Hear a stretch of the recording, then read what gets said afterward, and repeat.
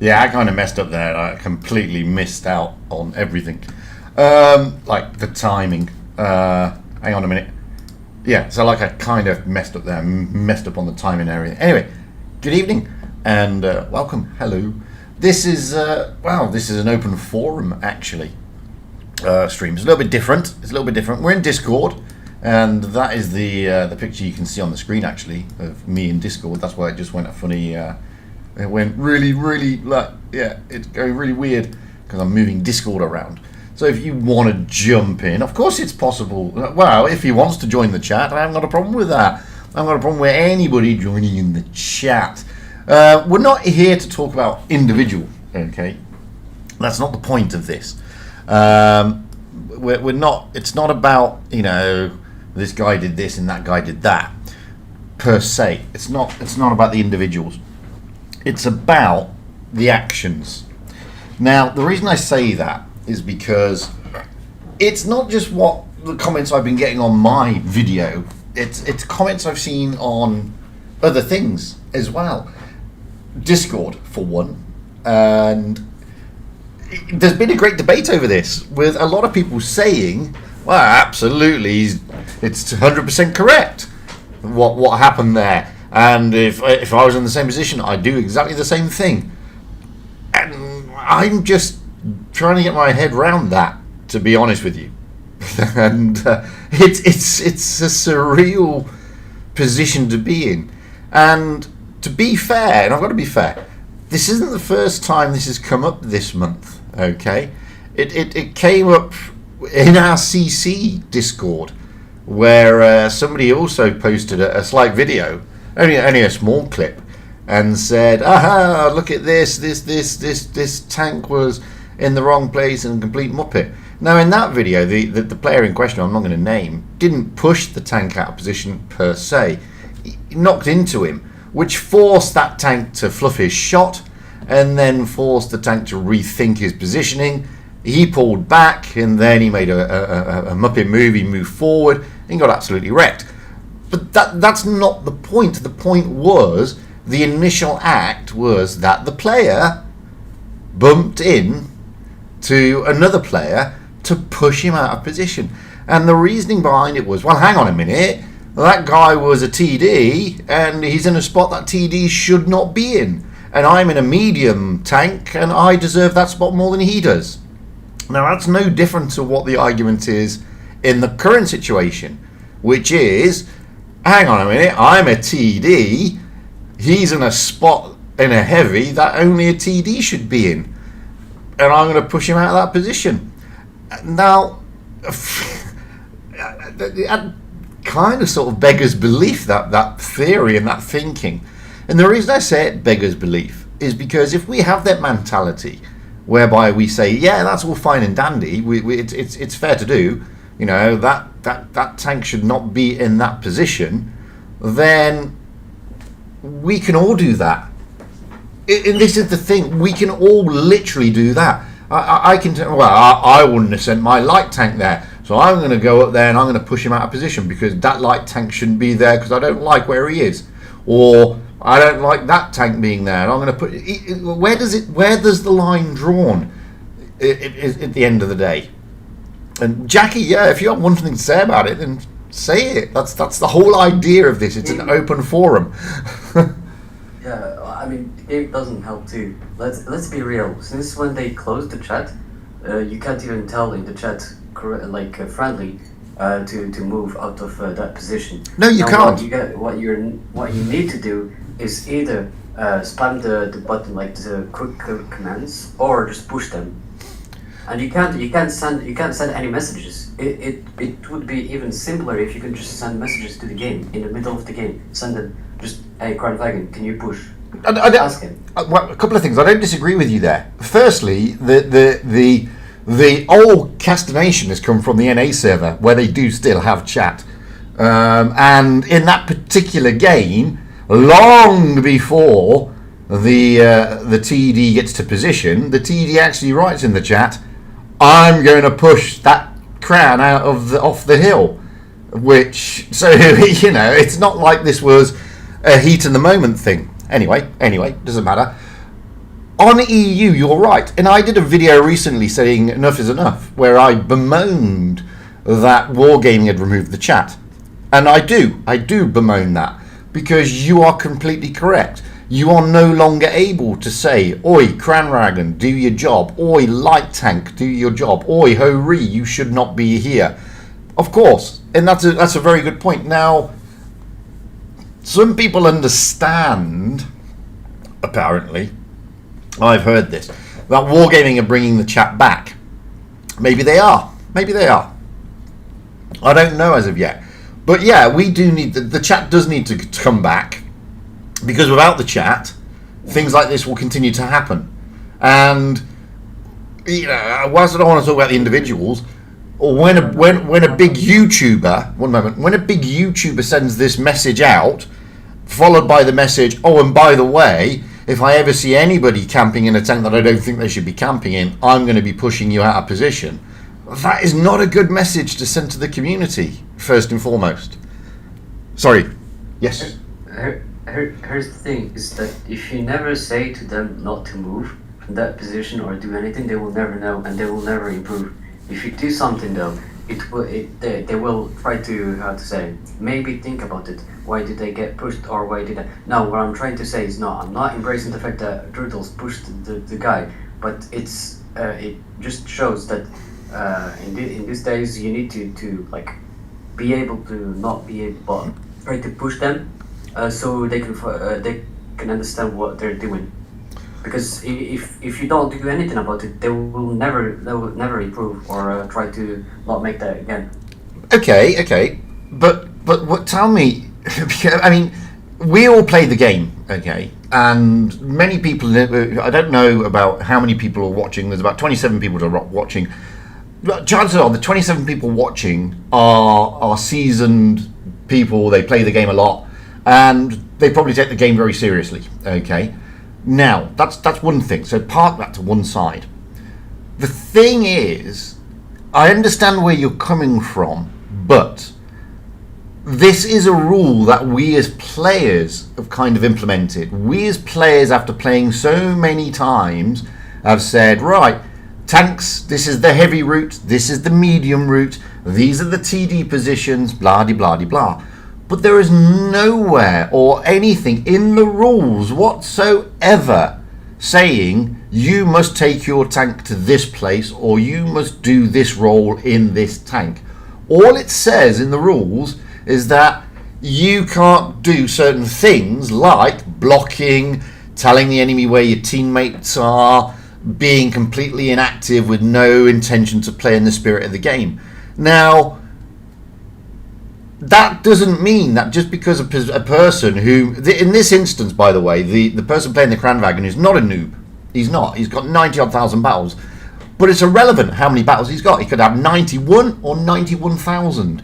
The fact of the matter is, no player has the right to knock another player out of position because of two things. One, they think that player shouldn't be in that position, number one. Or number two, they think that they deserve to be in that position. That's not on.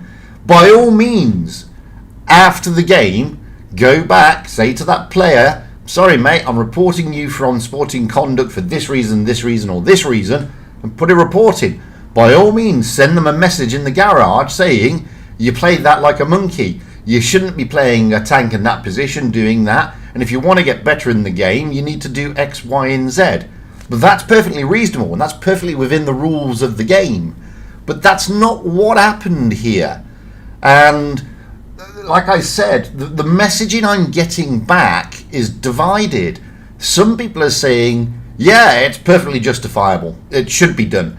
I see he's done nothing wrong. I'm like, yes. What? if what he's done is pretty bad, I agree, because he was just pushing him for like more than 10 seconds, which he said he didn't.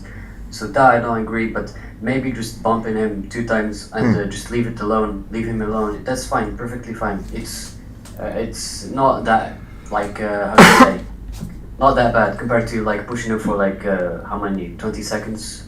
It wasn't 20 seconds. I've got the video. It's not 20 seconds.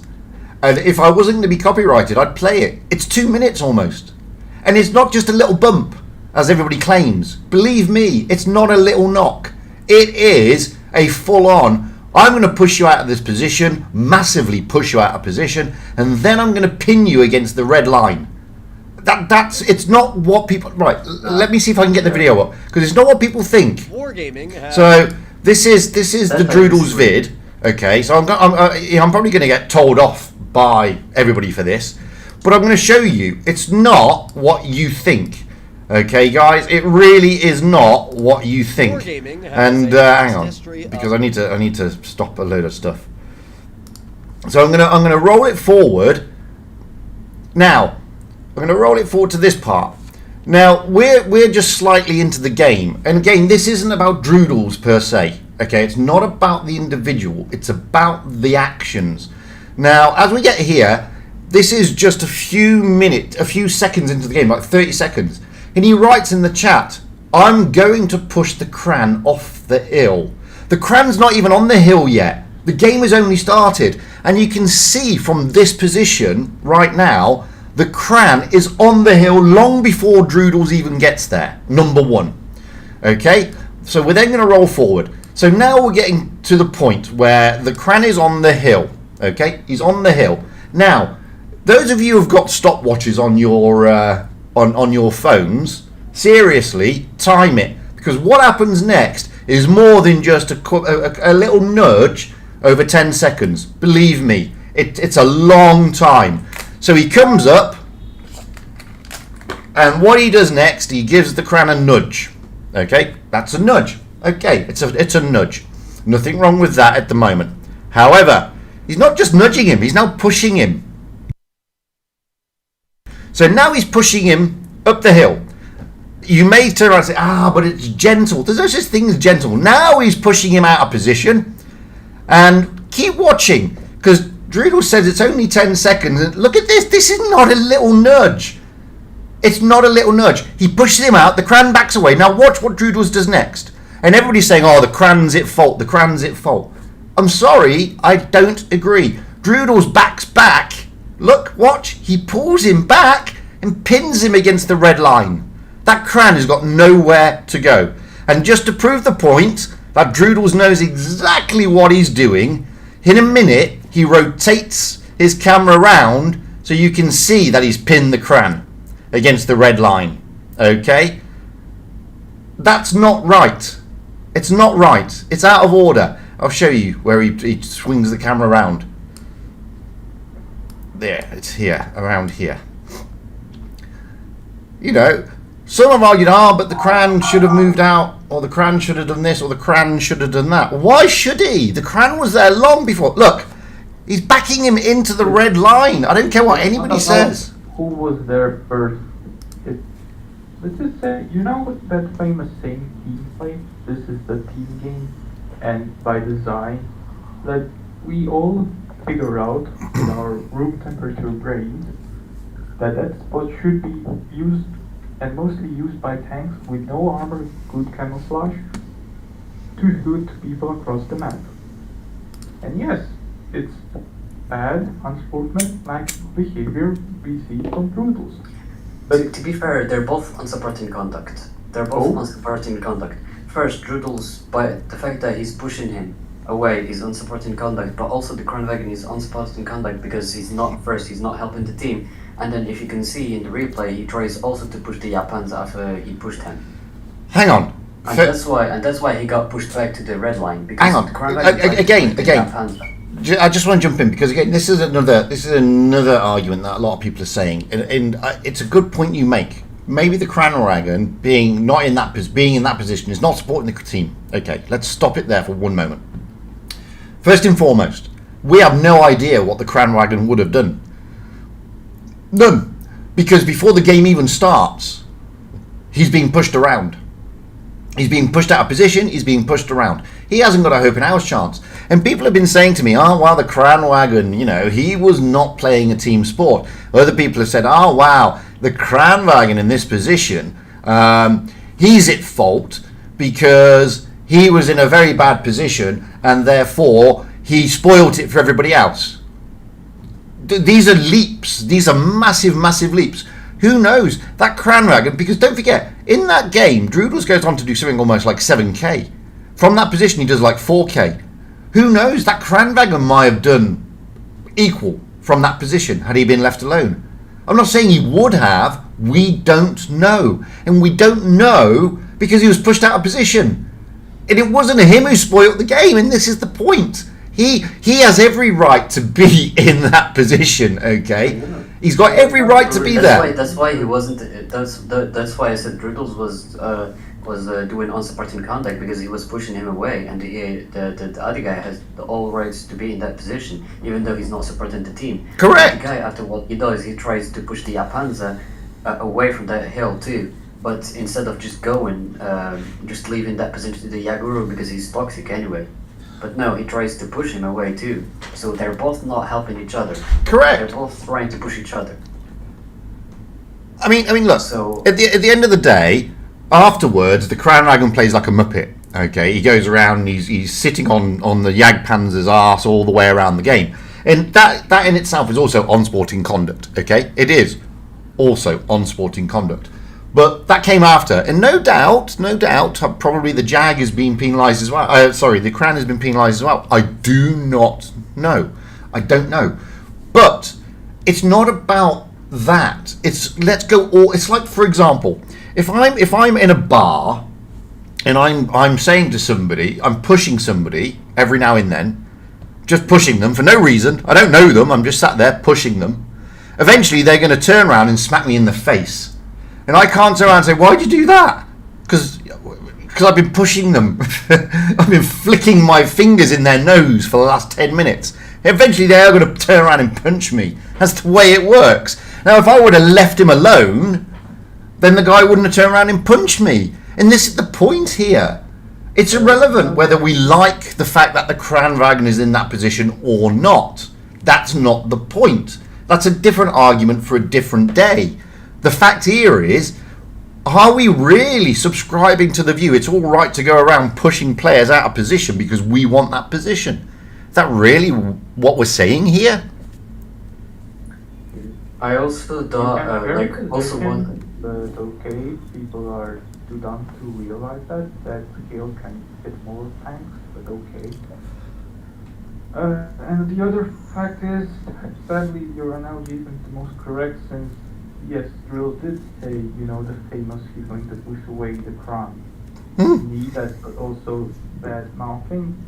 He should just have said, crown, please leave the position, go cool down in front of the hill, or something else. Because we know that Crown's capabilities is not long range sniping. But yeah, so the problem is we are dealing with two potatoes. The thing is, I have to go back to it. There is nowhere. Now look, if he was camping in the spawn and not moved, I understand it. And don't get me wrong, I've been in plenty of games where there are super heavies like an E100 or whatever camping in the spawn, and it's frustrating and annoying. But you don't, and by the way, call them out or whatever. I don't care. Call them out, send a ticket, report them, downvote them, do all these things after the game. But there's no reason to go around pushing them out of position. That's just not on.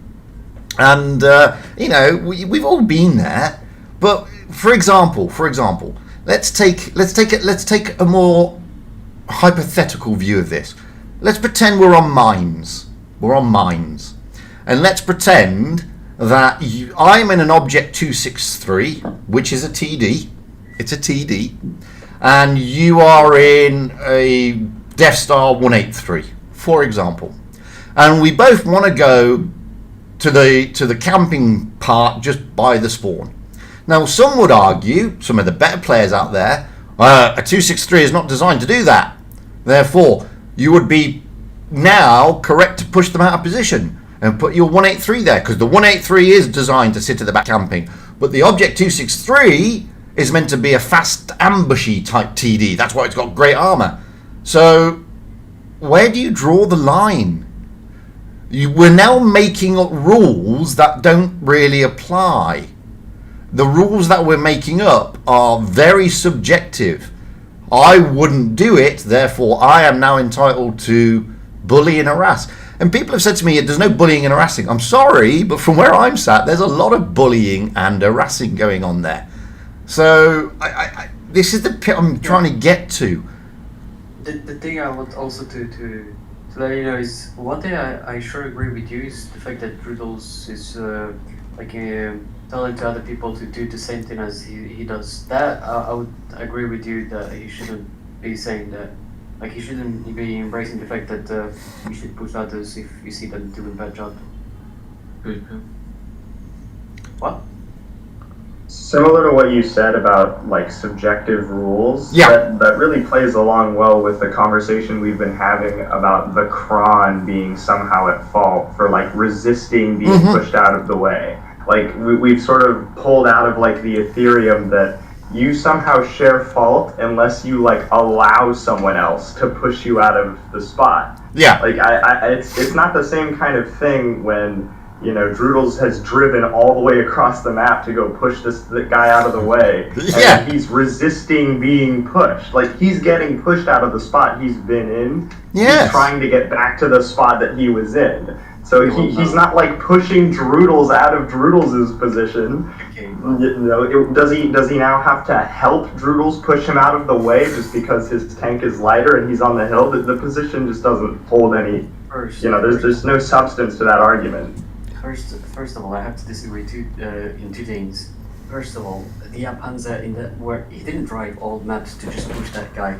The Panzer position was perfectly fine. That position is a TD position, so I don't think he drive all the way there to just push the Kranwagen. Unfortunately, I'm going to stop you there, but he does. he does. He actually writes, "I am going to push the Kranwagen off the hill." So and he spawns further up. He spawns almost near the big rock on that side, nowhere near that hill. So he actually does drive a quarter of the map, and with the intention of pushing a tank out of position. He clearly states it in the chat. I'm going to push him off the map, off the hill. I don't know if you were aware of that information. He like calls it out. He does. He calls it out. We know exactly what he was thinking. And then you said he's resisted by being pushed. I didn't say that. Okay, it's fine to resist by being pushed, but the fact is he's going back in the back of the Panzer and tries to push him also away from the hill. Like that's also not supporting the team in any way. Like, you can resist being pushed by the Yag. It's fine. It's justified. You're defending yourself, but if you go behind the Panzer to try to push him out, it doesn't help the team also. No, I get that, but it doesn't help the team pushing a tank out of position to begin with. I know, but both of them are not helping each other and not helping the team at all. No, I understand that. Two wrongs don't make a right, but the fact of the matter remains, but for the initial actions of I'm pushing the Kranwagen off the hill, you don't know. The Kranwagen may have gone on and done some amazing things in that game. We don't know. Because he was pushed out of position. He had no choice. Not really. Let's just say by the design of maps, you know the games, even when we played yesterday, those two 50Bs, the instantly someone showed at the ridge line and spotted them, they were game over. They were just sitting ducks over there for the other team's tank destroyers, meaning that Kranwagen wouldn't contribute that much anyway in that position. And also, do not forget, heavy tanks, dispersion, and capability of shooting on long distances. Yeah, not the best. Yeah, but again, I come back to my initial point. It's not for us, surely, to decide how players decide to play. If they play like Muppets, they play like Muppets. Now look, somebody's just asked, Oscar Dava has just asked, what's the topic? The topic is, at the moment, and I thought it was only EU, and I did a video recently called Enough is Enough, and I thought it was only EU that was facing a problem of, let's just say, some terrible players, but it appears to be across the board, okay? Now, Kuma earlier said, you know, are there a lot of bots in the game, and should that be addressed? I don't know if there are bots in the game. No. But what I do know is that recently there are a lot of, let's say, not very experienced and not very skilled players rolling out in the upper tiers. Now that's a completely different argument to what we're having now. But it's an argument that we also need to address, because I've also seen the comments. Oh, well, this is justified because Droodles was frustrated with all the noobs going out there. A couple of things. Firstly, this guy's not a noob. He's 90-odd thousand battles and 53.5% win rate. Okay, so he's not a noob by any stretch of the imagination. But it is something that needs to be addressed, because there are players out there who don't know how to play the basics. They don't know where to take their tanks. They don't know how to do their tanks. They don't know what their tanks should be doing. But surely then that is a different question, and that is one that both Wargaming as a company and the YouTubers as content creators, if they say they want to be, if that's what they really are, should address. Wargaming need to do something to prevent this rot from setting in, because people will leave the game if you just keep rolling out in tier 10, the pinnacle of the game, and everybody there is clueless. That's number one. And number two, the YouTubers out there should be doing more to try and educate the player base. Now, you can't force people to watch videos. I get that. I understand that. But surely it's better to try and educate them rather than berate them. Maybe. I don't know. But that's another valid point. And that's the wider context of the discussion. What is going on with the game?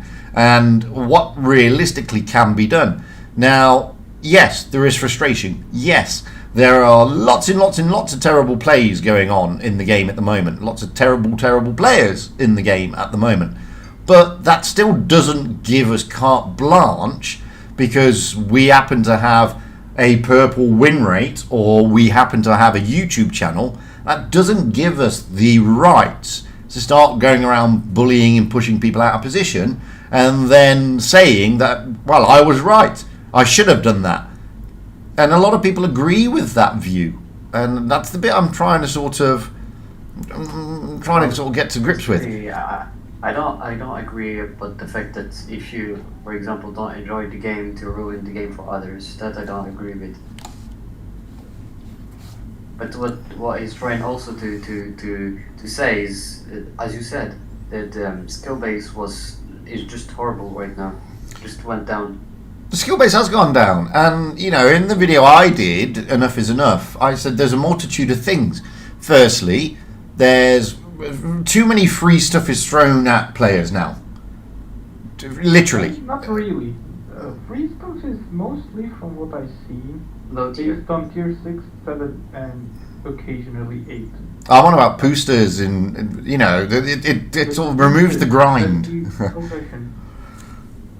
Nah, but what he meant by free stuff is, I think in store you can buy like tier 10 easy peasy. No, the problem is, that's the other thing, that Wargaming does not have, regulation and some sort of limitation, speed bumps to your progression, that you can, and just the fact that you can buy instantly the moment you finish the tutorial at tier 10. Yeah, you can. But it is a business, and their argument is, well, we're a business, and as a business, we are a game open to everybody.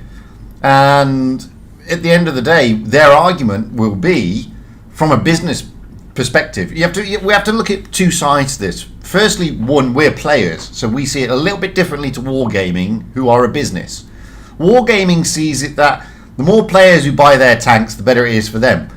If the gameplay sucks, the gameplay sucks. It doesn't matter, because the more people who buy their tanks, the better it is for them. We as players, we say that's not a good thing because it erodes the skill levels in the player base, and therefore, players will leave. Well, okay, they'll leave, but they've already bought all the tanks. So let them leave. Because we'll always get new players to come in. So it flogs a dead donkey in that respect. I do agree that they need to calm down. They need to remove, for example, these instant upgrades for gold. That never used to be there. It used to be you had to grind the tank. You had no choice. But now you can just instantly upgrade. And the moment you instantly upgrade for gold, then you can buy the next tank. So, you know, that should be stopped. ×5 boosters are a little bit naughty, to be fair. To be fair, like, I do not completely disagree with booster ideas. I like to use it in general. Well, no, you need to play. Everything. But the thing is, it's not about, you know, the booster. It's about the, how you might call it, speed. That's the thing. I mean, if I to upper tiers. if I get Remember. Yeah, but if I have ×5 boosters, I've got ×5 boosters. That means I get 5 times everything every time I play and win the tank. That allows me get that XP, those crew skills, and all that sort of stuff much quicker than I normally would. And then the other thing that I think really needs to change, and this is controversial, but it depends what you want as a player base. If us as a player base want regular battles to be, you know, not filled with complete and utter, you know, plastic cards sitting around in tanks doing circles, then Wargaming have to get to the point where they remove things like XP and stuff like that. Not credits, but XP and stuff like that from the fun game modes, like Gravity and stuff like that. Because, you know, that's another thing you can do. Doesn't really help the skill or learning process. No, but I like those game modes, and I think those game modes are fantastic, and they should stay there. But you've got to stop somehow people rushing through these tiers, because, as you said, there is rushing through the tiers. I do ask them, Santa. Nobody watches me. Nobody watches me. That's as simple as that. I'm not controversial enough. There's a simple solution for it. Plus, I'm not liked. X amount of tier, that tier of tanks, to get the ability to progress /research/use the next tier. And would you believe it, even though yes, you kinda hinder the progression speed, you're still like, you know, there's plenty of tanks in the game you can play. You can rush one line, and we need to prevent one line rushing. It's not about, you know, the lack of tanks in the game. We have plenty of tanks in the game. We just need to prevent players, for you especially, to go instantly up the ladder, linearly. Yeah, but again, you've got to consider both sides of the coin. And I mean, this is one of the for example, let me take you back just a year or so. ATGMs. Now, Wargaming as a company didn't actually see any problem with ATGMs, and they scratched their heads and they said, "What? There's no problem with ATGMs. Everybody loves them," and their data showed that. Their data showed that these tanks were the most played tanks. So if they're being played by like 1 million odd people every bloody week, then there's clearly not a problem with the tank in their mind, because that's their data. Their data tells them these two ATGM missile tanks are the most popular tanks in the game, ergo, why would we remove them?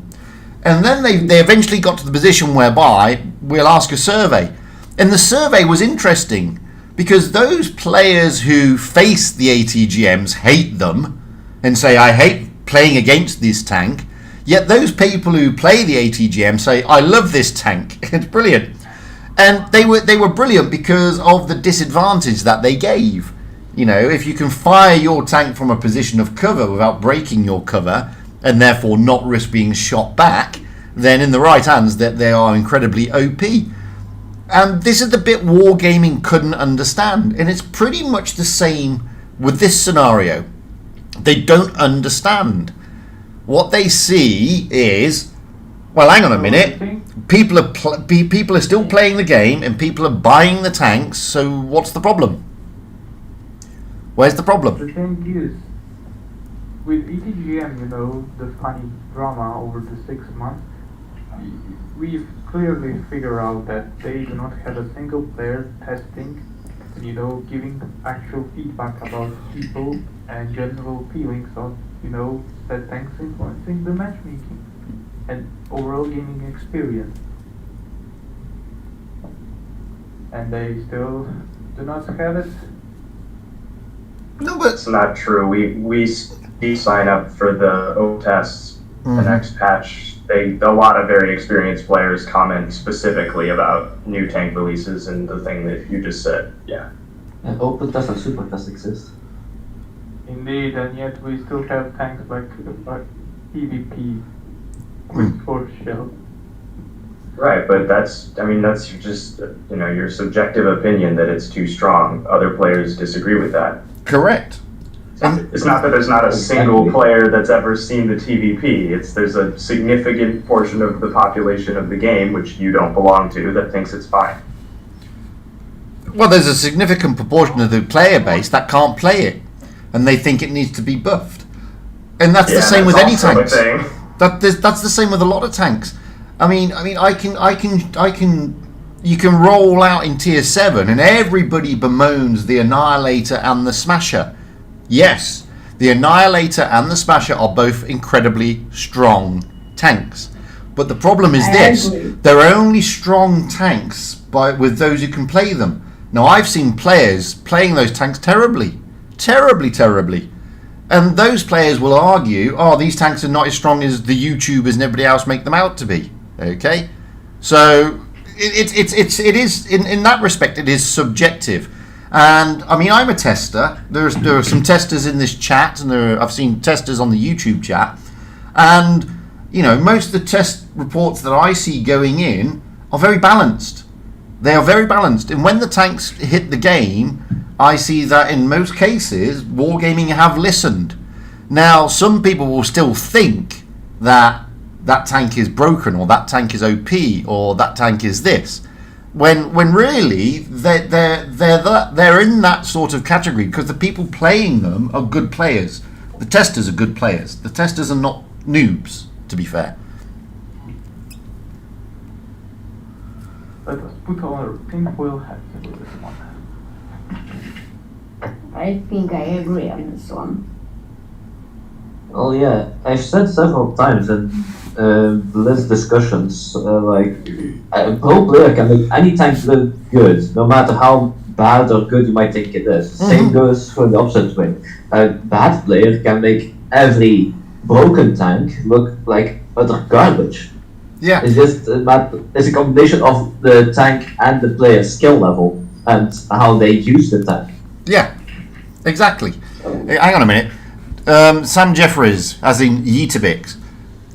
There's Baldrick in the chat. Or are you just talking about Welshie? Anyway, sorry, little digression there. But yeah, I mean, you guys think Smasher could get nerfed or Smasher won't get nerfed. Right here, because I think we kind of went to another subject now. Indeed. Yeah. I mean, but yeah, I mean, tanks like the Smasher will never get nerfed. It'll be power crept, but never nerfed. It'll have things taken away off it, but it won't realistically be nerfed. Same as the Annihilator. They won't be nerfed, but they'll be power crept or balanced to some extent. But that's not the discussion at the moment. The discussion at the moment is basically, look, yeah, there are terrible players in the game, based on our subjective opinion. There are. I mean, there is many times then you can roll out in tier 10, and I've done it on stream, and I've seen players with, I don't know, 4,000 battles with, that's because I was smoking some, 4,000 battles and a 40% win rate. Now look, I have nothing against low win rate players, nothing at all against them. I mean, we've all been there. I'm still there, but we've all been there. And the fact of the matter is, not everybody is going to have the same skill level. Not everybody is going to be, able to get to those dizzying heights of light blue or purple win rates.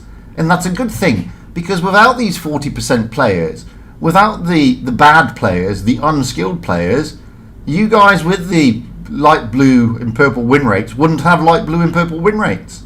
You'd have green ones, like everybody else. And because to get your light blue and purple win rates, you need the noobs. You need the bad players to farm off them, to outplay them. That's what you need. It's fact, unfortunately.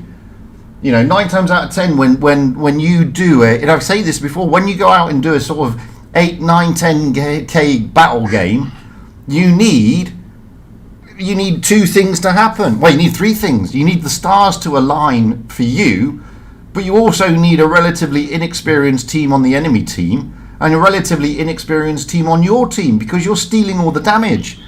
So you know, without these bad players, then the game would be not good, to be honest with you. It would be stale, because we'd all be eventually at the same skill level. Because for you know, to be 70%, you've got to win 7. See, look, if you've got two 60%ers, I mean, this is just pure logic. Two 60%ers, okay? That means they, out of every 10 games, they win 6, which means they lose 4. Now, if you stick two 60%ers together, eventually they're going to be 50%. Eventually.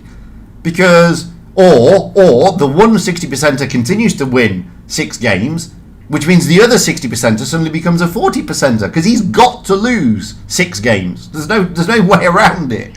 And that's how it works in real life. And that's why you need the bad players. The bad players make you shine as a good player to an extent. You have to use your skill, your knowledge, your understanding, your experience, and your talent, of course. That's why not everybody's a 70%er. But going back to the original replay of the Jägeru in the Kranwagen, the 70% player, and he is a 70% player, goes on to do 7k damage in that game. Chances are he would have done 7k damage had he not pushed the Kran. The Kran is a 53%er. He's less skilled. Yeah. About the CC thing that Riddle said, I don't believe that CCs are controlled by Wargaming and they can't say anything bad. Like right there, you might be defending what happened in that replay, but I don't think it's because you must to defend it because you're under under Wargaming. That's no, I'm bullshit. not. My hands are not tied in any way, shape, or form. I am not silenced. I am not told I can only say X, Y, and Z. What we are told is CCs. We're told a couple of things. Firstly, we're meant to be role models of the community. Role models, okay? That means we have to act in a certain way. We have to act with dignity. We can't discriminate. We can't go around shouting at people and all that sort of stuff. We have to act in at all times within the rules of the game. Number one. Number two, we have to act professionally. That means when we do the official wargaming videos and official wargaming streams, no swearing, no derogatory comments, etc., etc. We are allowed, and I've criticized, I mean, my video Enough is Enough, I criticize wargaming. In this stream alone, I've criticized wargaming. So we are allowed to criticize them. We're just not allowed to turn around and say, they're all a bunch of whatever, because they did this and everybody should be taken out at dawn and put against a wall. There are still ways to do things. And the only thing about CCs, it's got nothing to do with Wargaming tell us, Wargaming do this, Wargaming tell you to do that. They don't. That Wargaming do not control me in any way, shape or form. And I am a CC, and I've been a CC for a long time. And when I first became a CC, there were like less than 10 of us.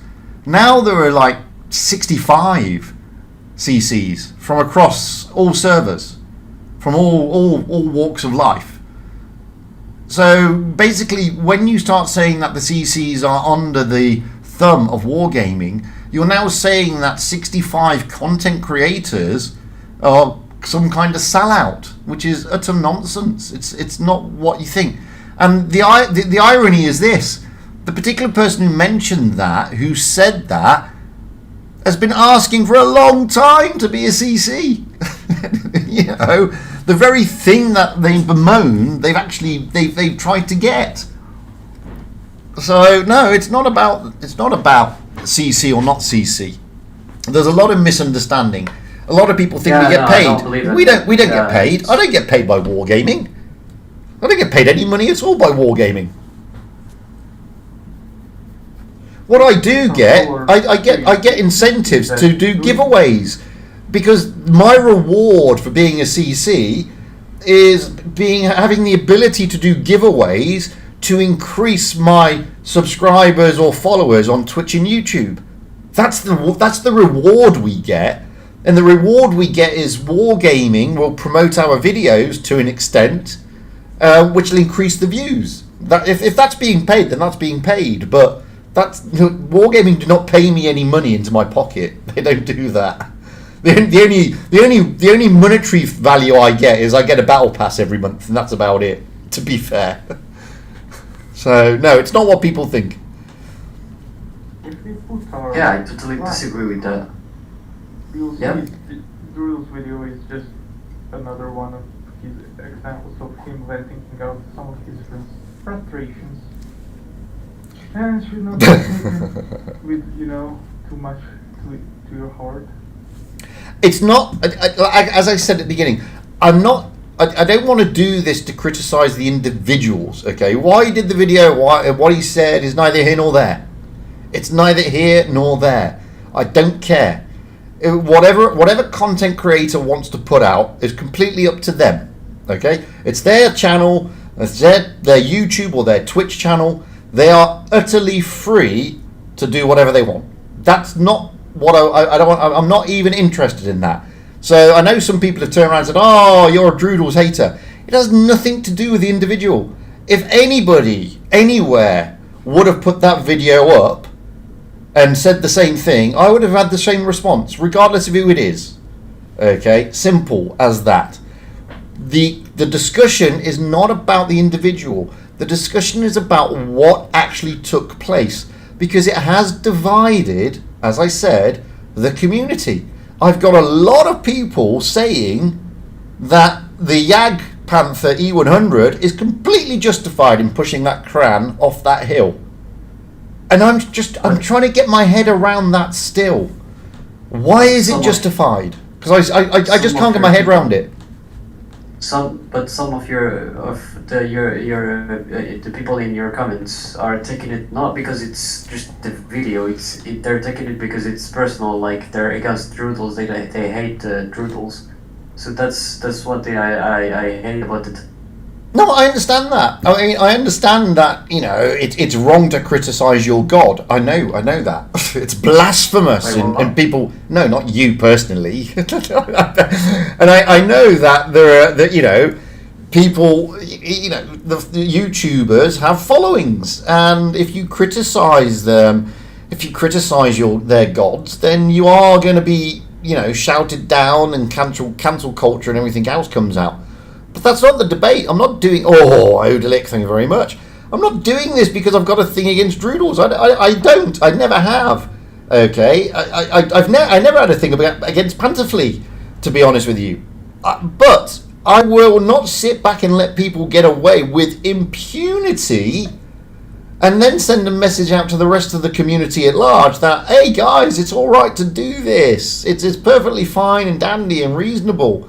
And when I see the comments, not just on those videos, by the way, I've seen it in Discord. Okay, in Discord, if you're a veteran player, then there's a secret Discord chat, by the way. Okay, and even in there, some of these guys are veteran players, and they're saying, no, it was justified. It was completely justified. It's not crystal clear. It's you have to understand everything behind it. And this is why I'm struggling, because to me, it's pretty straightforward. Very nice. And when I say it's pretty straightforward, it's crystal clear that it's not. It was Mr. Mustard in the library with the candlestick. The Jaegeroo bullies in an unsportsmanlike conduct another tank out of position. That's crystal cut. It's not rocket science. Yeah. is my point. And that was the discussion. The discussion is not about this individual or that celebrity. That's not the point of it. You take that emotion out of it, because that then feeds into and I've already had it. You've only done this video to get views. You've only done this video to get subscribers. Actually, no, I did the video because there are certain things as a player in this game, as a content creator myself, and as an official CC, that I feel strongly about. And I feel really strongly about going around pushing people out of position. I don't do it for the views. I don't do it for the subscribers and all that sort of crap. I don't do it for that. I do it because what was being said is palpably wrong. Simple. And then I got shocked when half the community seems to come back and say, actually, no, it's justified. I'm like, what? But in general, pushing is bad because, wouldn't you know it, it not only blocks your shooting ability, but also increasing your bloom of gun and dispersion, making your shots basically inaccurate. That's the main reason why we, in general, do not push.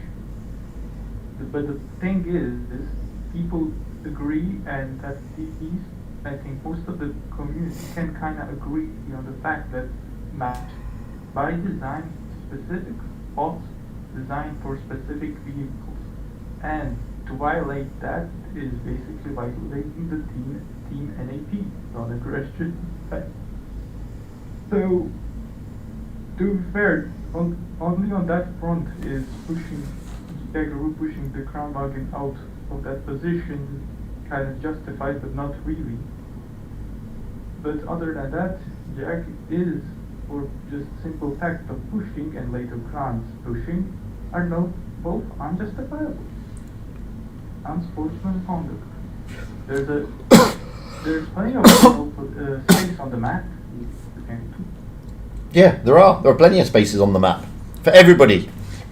For everybody. And as I said, it's not like the Cran is sitting in spawn. He's not. And we can sit here till we're blue in the face saying the Crown would have had a terrible game. We just don't know. We don't know because he was prevented from playing. Simple. And I just don't understand how we've got to such a divisive part of the game. I know there are frustrations. I know people are fed up. I know people are annoyed with the skill level out there. You know, some of the teams are terrible, truly terrible. But when you abandon all reason, we're just leading down the road to anarchy, surely. We kind of reached it already with no chat in you. So hang on. So Droodles, come into the chat by all means. I'm in the VC, and you're saying I'm a hater of your channel. Well, you know what? No, I'm not. I'm a hater of what you just put out in regards to your actions were despicable. And if you're now going to try and deflect that by saying that I've got no argument and I'm just a hater of you, then you're out of order. And my VC is open. You're in my Discord. Come into the VC and justify your actions. Because you're saying it in YouTube. Come in and justify your actions.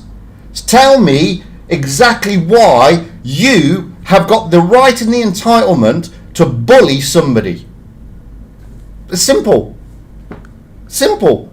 Rather than coming on and saying, I'm just hating you. If that's what you want your sub base to know, then fine. I really couldn't give a flying whatever. If you want to tell your 89,000 subscribers that I hate you, fine. You do that. But you're out of order on this one, and you are out of order in that video. You bullied and you harassed a lesser player. Simple as that. Sorry guys, it was just that he came into the chat. And what he said, the reason for my little rant there, is Droodles came in and said, Fujit, you've made one of the most asinine arguments I've ever heard regarding this game. I always knew you were a hold hater because my channel is actually successful. So that's why I said that. Anyway, if I may, you may. No, don't even start saying he's English or whatever. Fucking hating on him or hating on Fujit. This is no point of arguing like this. This is just only gonna make a fight between those two. So please stop. Oh, I'm not fighting with anybody. I've said my point. No, I mean fighting between those two, like community between community. This is just no point saying, oh, he's English or whatever. This is just gonna add some spice to the fucking drama. So I mean, if everyone goes eye for an eye, everyone will be left blind. Well, if it's a fake Droodles, then Droodles needs to know that there's fake, and get that reported to YouTube because you can't have fake people going around. But it's got everything. I mean, all I can see is Droodle's Blitz with the logo. I don't know. I think you can click on his name and go to his channel, and that's how you would. There is no art in this. I can't from this end because I'm seeing it through YouTube Studio, and I don't see it like you guys see it on YouTube, unfortunately. Okay, people, fact check. No, he's not. Hang on. The reason you want to answer a question? Yeah, I'm having a cigarette. Okay, give it a break, mate. I got something to say about the whole pushing thing. Oh, he's. In my opinion, tankers can do whatever they want to do, be that sit in a TD position or be at the front. Do as they like. Is most likely a suboptimal play, but it's still a play, and players will learn the hard way by either underperforming or not doing anything useful. I have personally no problem with heavy sniping in the back. As long as they're being effective, I'm fine with it. I'll try baiting some enemies into them. As long as it's a current wagon, not a mouse, okay. Yeah, but also, specifically with the Kranwagen, let's take his point of view.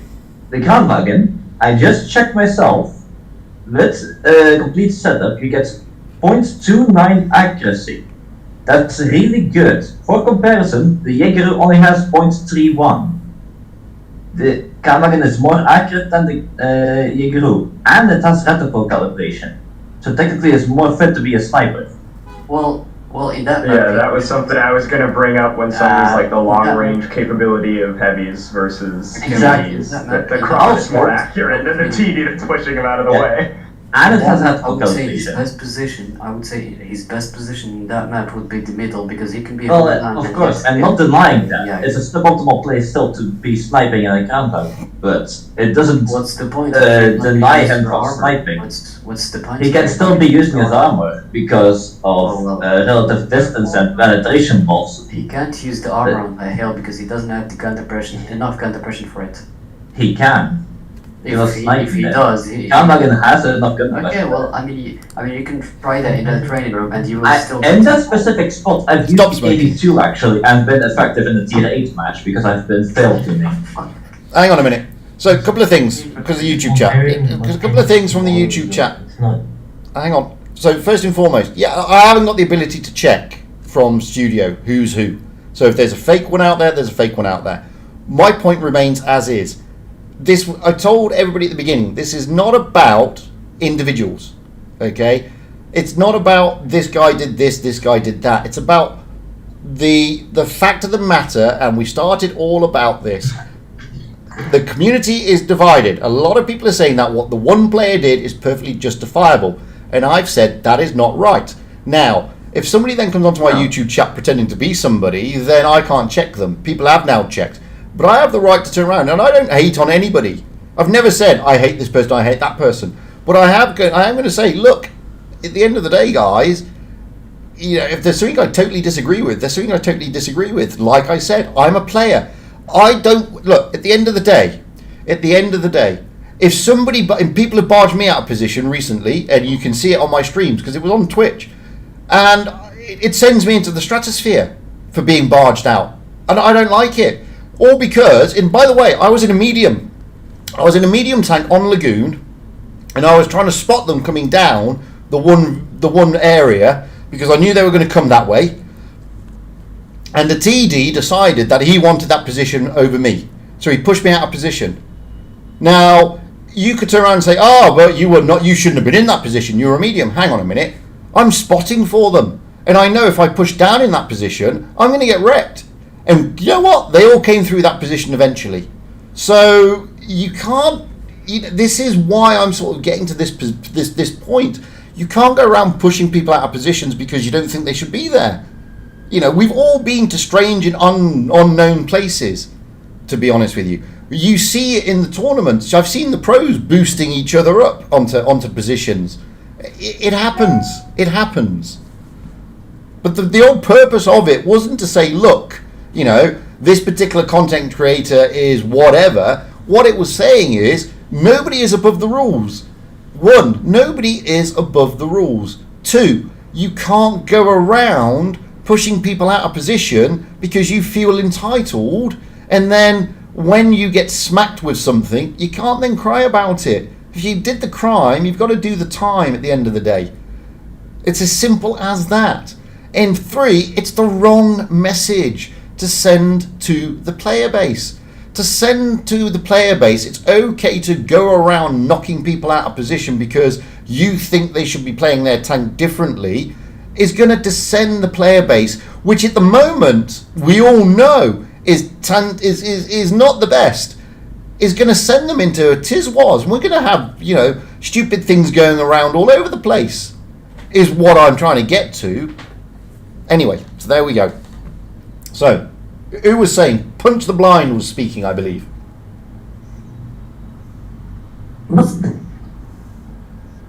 Yeah, cut him off. So that's the debate. No, his name got me. I didn't expect for it. That's his name. That's his name on Discord. Punch the Blind. What do you want me to do about it? I can't do anything about that. What's so wrong with it, Rick? Exactly. Nothing wrong with it. But that's the debate. That's the debate. Debating what the pushing is and why it shouldn't be a thing. At least in my opinion. I mean, there's some scenarios which I think they're reasonable, but I feel as much as it can be. Go ahead. You draw the line. or you draw the line. You draw the line when you're actually purposely blocking someone, like, but purposely blocking someone out of an important position. It's like, I know the debate is from Drew's video. I honestly don't care. I know it, but I don't care. Yeah, don't care about the video. Good. Don't care about the individual. Care about what happened. Is it right? What I think it happened is a crime wagon was not accomplishing his role on the battlefield. And just like you pointed out on the situation on Lagoon, that is not a reasonable block, because if you were actually spotting for him. So if you the YAG was blocking it, right? Or the TD that was blocking you from your position to spotting, right? No, he didn't block me. He pushed me out of the position. I was behind the bush over. Do you know is it the sea cap that's in the sandy beach area? So there's a bush that overlooks that on the from the south spawn, and I was in that bush, but it's also a TD bush. So I was in there with I think I was in an RU-251, and an SU-130P came along and decided that he wanted that position. Now, nothing had been spotted at that stage, so he came along and he just pushed me out of the position. Completely pushed me out of it. With intent to push me out of it. And as he pushed me... Was your team going that way, or were they going down? No, they were going to go that way. And I'd already told them I was going that way. So you know you can press on the mini-map where you're going. So I told them that we're going to pay attention to that zone.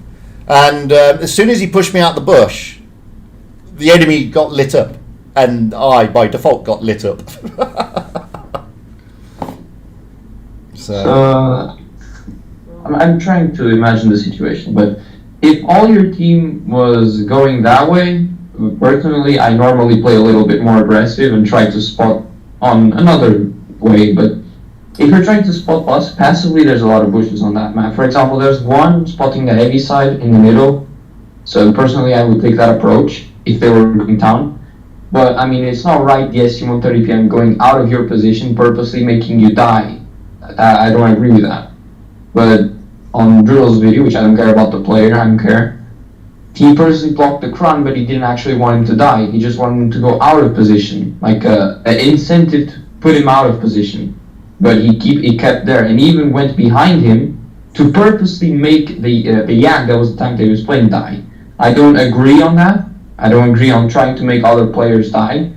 And especially because he had chat, that's NA. You can chat people. You can just say, please go out of that position. Yeah, you can. They've still got their chat active, yes. I don't agree on that behavior of not actually incentivizing with chat for a person to go out. So you don't approach instantly. So you don't block instantly. First you try to make the player go out of that position. And then, if you're really, really certain that he's trying to make his team lose over it, then we'll actually block. Yeah, but this certainly don't use chat to, as a prerequisite for what you're about to be blocking and pushing someone. No. That instead of being like, hey, Kron, you should probably go to the middle, I'll take that corner position. He just said, I'm going to push you out of the way, which is not a good place to start. But surely... I would start definitely with chat. Then I would try to give him a little bumps for him to try to get out, but then I will just block. Because what I said at first, but okay. Yeah, because the Kron could even go middle. It's not like because you were Fugit. On that situation, you were a light tank. You had the capability of spotting someone. Yeah. The Kron was a heavy tank. The role of that Kron was going to middle hill. Where was the dead rail? The role of a Kron is going dead rail to go middle and help the team. So he would have had support from the ag. You were in a light tank, you were spotting, that's different, because a light tank has the capability to passively spot. A Kron doesn't have that, especially because he would have support from their teammates. So he purposely decided to screw his team over. Yeah, but think about the bigger picture. And this is what I'm trying to get to, because this is where the division is. The bigger picture is this. That guy's a 53% win rate player in the Kran. Now, does that mean that he now gets the message that it's okay to push others out of position that he wants, who are in a lesser tank than him? What if you're first of all, hang on. What if you're a 40% win rate player and you're trying to learn the game and you then see things like that where you're being told it's okay to push somebody out of position? You're bringing into the game then a very subjective view, and the subjective view is I wouldn't play it that way. And you mentioned it earlier. You would play it more aggressively, and that's the difference. There are some players out there who are very aggressive. There are some players out there who are passive. There are some players out there who have got very good skills and they can do things that are amazing in tanks. And then there are the rest of us mere mortals who just plod along and hope for the best. And we cannot judge the player base on our skill levels, because if we did that, then we would have a massive disparity, because my skill level is nowhere near your skill level, for example, yet my skill level is better than a 40%er's skill level. And when we start bringing into this mix, well, they should be doing this because I think they should be doing this, then we're bringing a disparity in and moving down towards a kind of anarchy. I don't disagree with you necessarily that tanks have roles. I mean, I've argued that very long. I've done video after video. Tanks have roles on the battlefield, and they do. But not everybody gets that memo. But does that therefore give us the right as players to disregard the rules? And I don't think it does, per se. I do disagree with that, Pujit. You say tanks have roles. Yes, they do, of course. I believe that's common sense by now. But you have to keep in mind that not everybody wants to think about stuff like that. Not everybody knows stuff like that. Yeah. And if we say, okay, a player is playing, let's take this very situation we saw in the video. A Kranvang is standing on the so-called TD spot on dead rail. Why not? Seriously, why shouldn't he? Because it's in the end, it's a game. Yeah. It's something that I have come to find out after 6 months of abandoning the game. It's only a game, so everybody has their own decision to make. Yes. Where do they play? How do they play? And who are we to decide? Okay, you go there. You can do that in Clan Wars. Yeah. Okay. And who are you to throw up the fucking encounter battles? Say again? What? I said, who are you to throw up the encounter battles? Yeah, who are you to ruin others' fun? Yeah. Like you don't get it. There are actual people that put an effort into this game and want to enjoy it. But then there's people that camp at the back, for example the Kran, that ruin our fun because losing is not fun. Okay? Losing is not fun. I don't think you can disagree on this. Am I right? I can't disagree, but I can disagree with saying that by doing X, Y, you definitely lose. And I'd go as far as to say, I don't care if you win or lose, because I play my own. I play my own game. Then you're just being selfish to the others. Yeah, you're just and being a playing for burden your to own Of course game. I'm selfish. I'm even selfish if I'm playing with a You guys teammate. want this player to play this game in your way, so you two are being selfish, aren't you? Falcon, if this was a single player game, we wouldn't give a single hope True. think about you. But the problem is, this game is only multiplayer. Yeah, No, and that's it true, but- requires team play. Yeah, but hang on a It minute. requires team play. Hang on a If you minute. think it Yes. doesn't require Yeah. team play, you're just If you want like something else, just go play COD. Go play something else that you can be selfish like. Yeah, but Why hang on are a you minute. playing Hang on a World Tanks minute. Blitz then. I'm not But- playing well- Blitz anymore. No, but this, Don't this, get me wrong, I'm not playing Blitz. hang on, I'm guys. just Hang on, playing guys.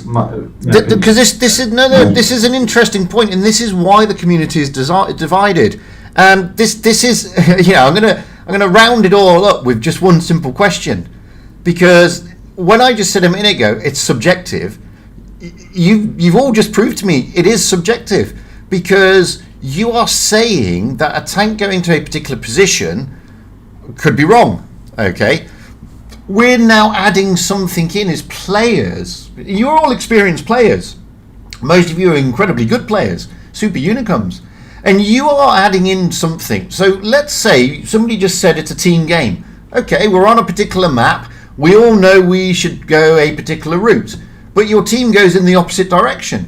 What do? Do you follow them and then just follow the crowd and say, well, bugger it, because I've just got to follow the crowd?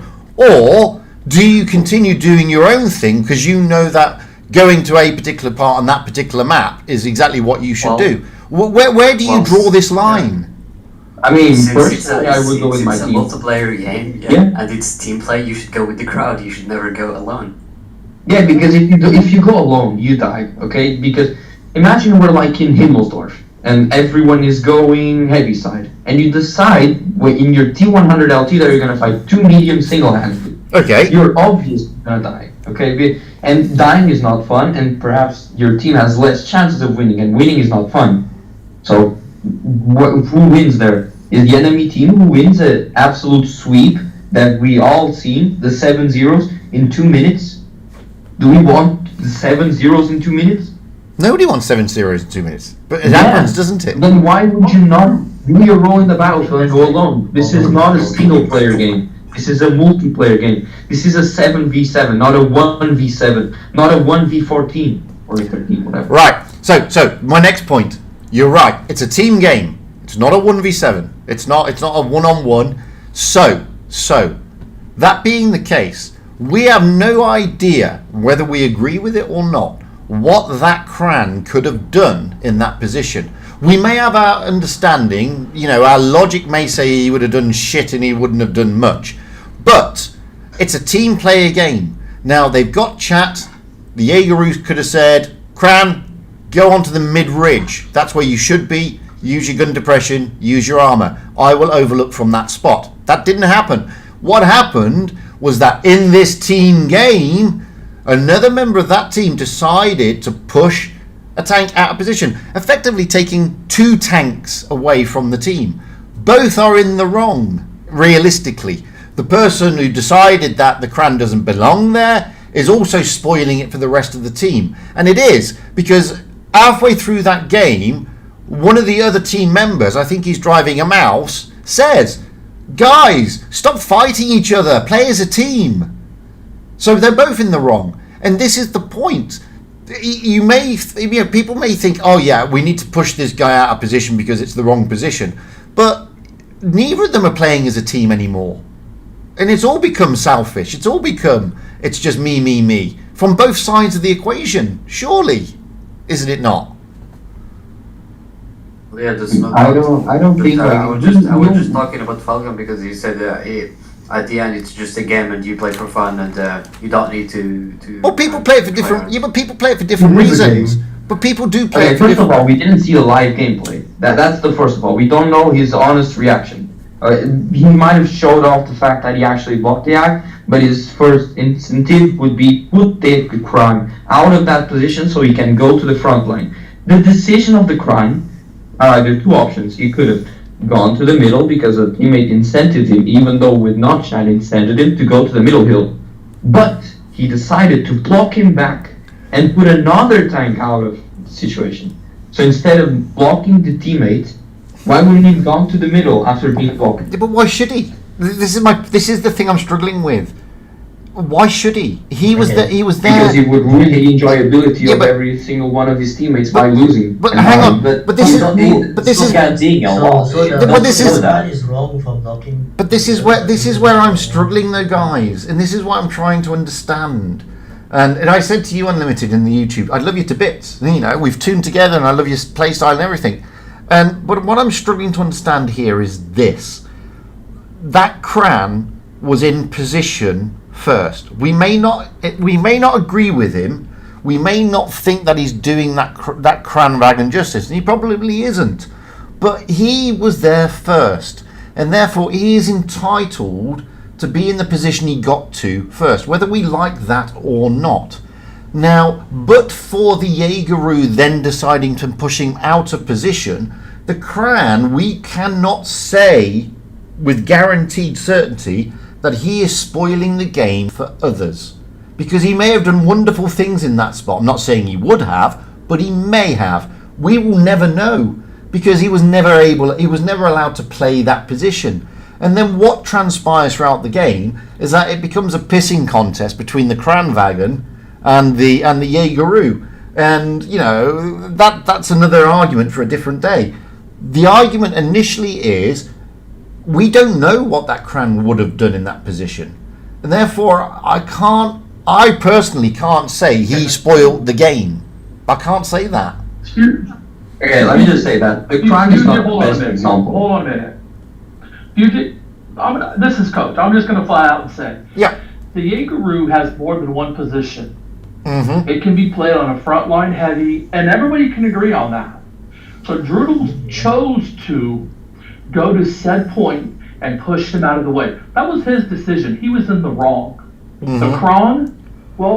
The Kron has several different playing positions, but Yeah. it was his decision to play in that spot. Droodles had no right to do what he did. Mm-hmm. Droodles could have played the front line with that tank. Now, so could have the Kron, but like Fugit said, who was there first? Who is who to say whose spot belongs to what tank? The one that got the spawn better. I mean, the ad was clearly far away from the better spawn. Correct, he was. But Droodles had no right to push him out of the way. Droodles could have played the front line with that tank every bit as well as the Kron could have. You see, the thing is, if I look You're at forgetting that he actually did 7,000 damage, even though he lost half of his match trying to put a player to his correct position. He actually carried that game. Okay, so what do you think is better? Playing the game even worse than you can, so adjusting to the play style of the worst player, therefore sacrificing even more your chances to win, or just following or just blocking him and doing your play style, increasing the chances of winning. But again, you see, when I look at that game, when I look at that game, I wouldn't have taken a Kran there. Okay, I would have gone to the mid ridge, and I would have been on the mid ridge doing whatever you can with the Kran. Okay, that's just me. That doesn't mean that every player in a Kran has to go to that position. That's the point. Because if we're now turning around and saying, well, the Kran has to go to the mid ridge, then we're saying that everybody who plays a Kranwagen needs to go to the mid ridge. I mean, that's just a nonsense thing to say, to be honest with you. I would have gone to the mid ridge. Most of the people in the chat here may have gone to the mid ridge as well, because the Kran has got stonkingly good frontal turret armor and it has pretty decent gun depression. But that's what we would do. That doesn't mean we're writing a rule book that everybody in a Kranwagen goes there.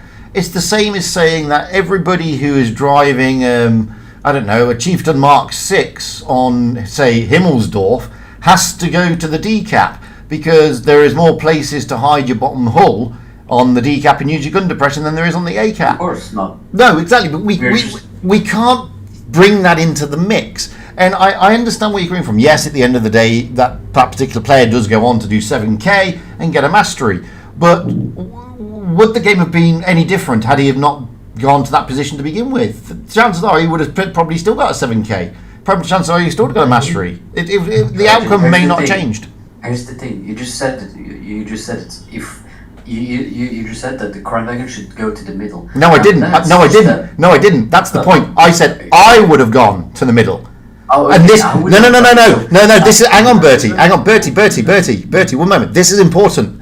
I said I would have taken my cran to the middle. I then said, however, we can't turn around and now write a rule saying that all crans on Dead Rail have to go to the middle. That's the point. Yeah, but they should certainly not count. We're just suggesting them. We're not obligating them to go to the bridge or whatever they want to. We're just suggesting them to go to the middle because it's the best position for the cran. Now, if he doesn't want to listen and he doesn't care about winning or helping the team, that's his issue. But at the end of the day, if he's crying because he's losing the game or he gets reported for not helping the team, that's his issue and he deserves it. Because we gave him a suggestion and yet he chooses to do something else and keep trying the same thing he does and losing. And if he doesn't like think a bit why my strategy isn't working, maybe I should listen to more like professional people that know how to play the game and try to do a little bit the same. We're not obligating him to do like specifically the same movement, the same shooting, whatever you want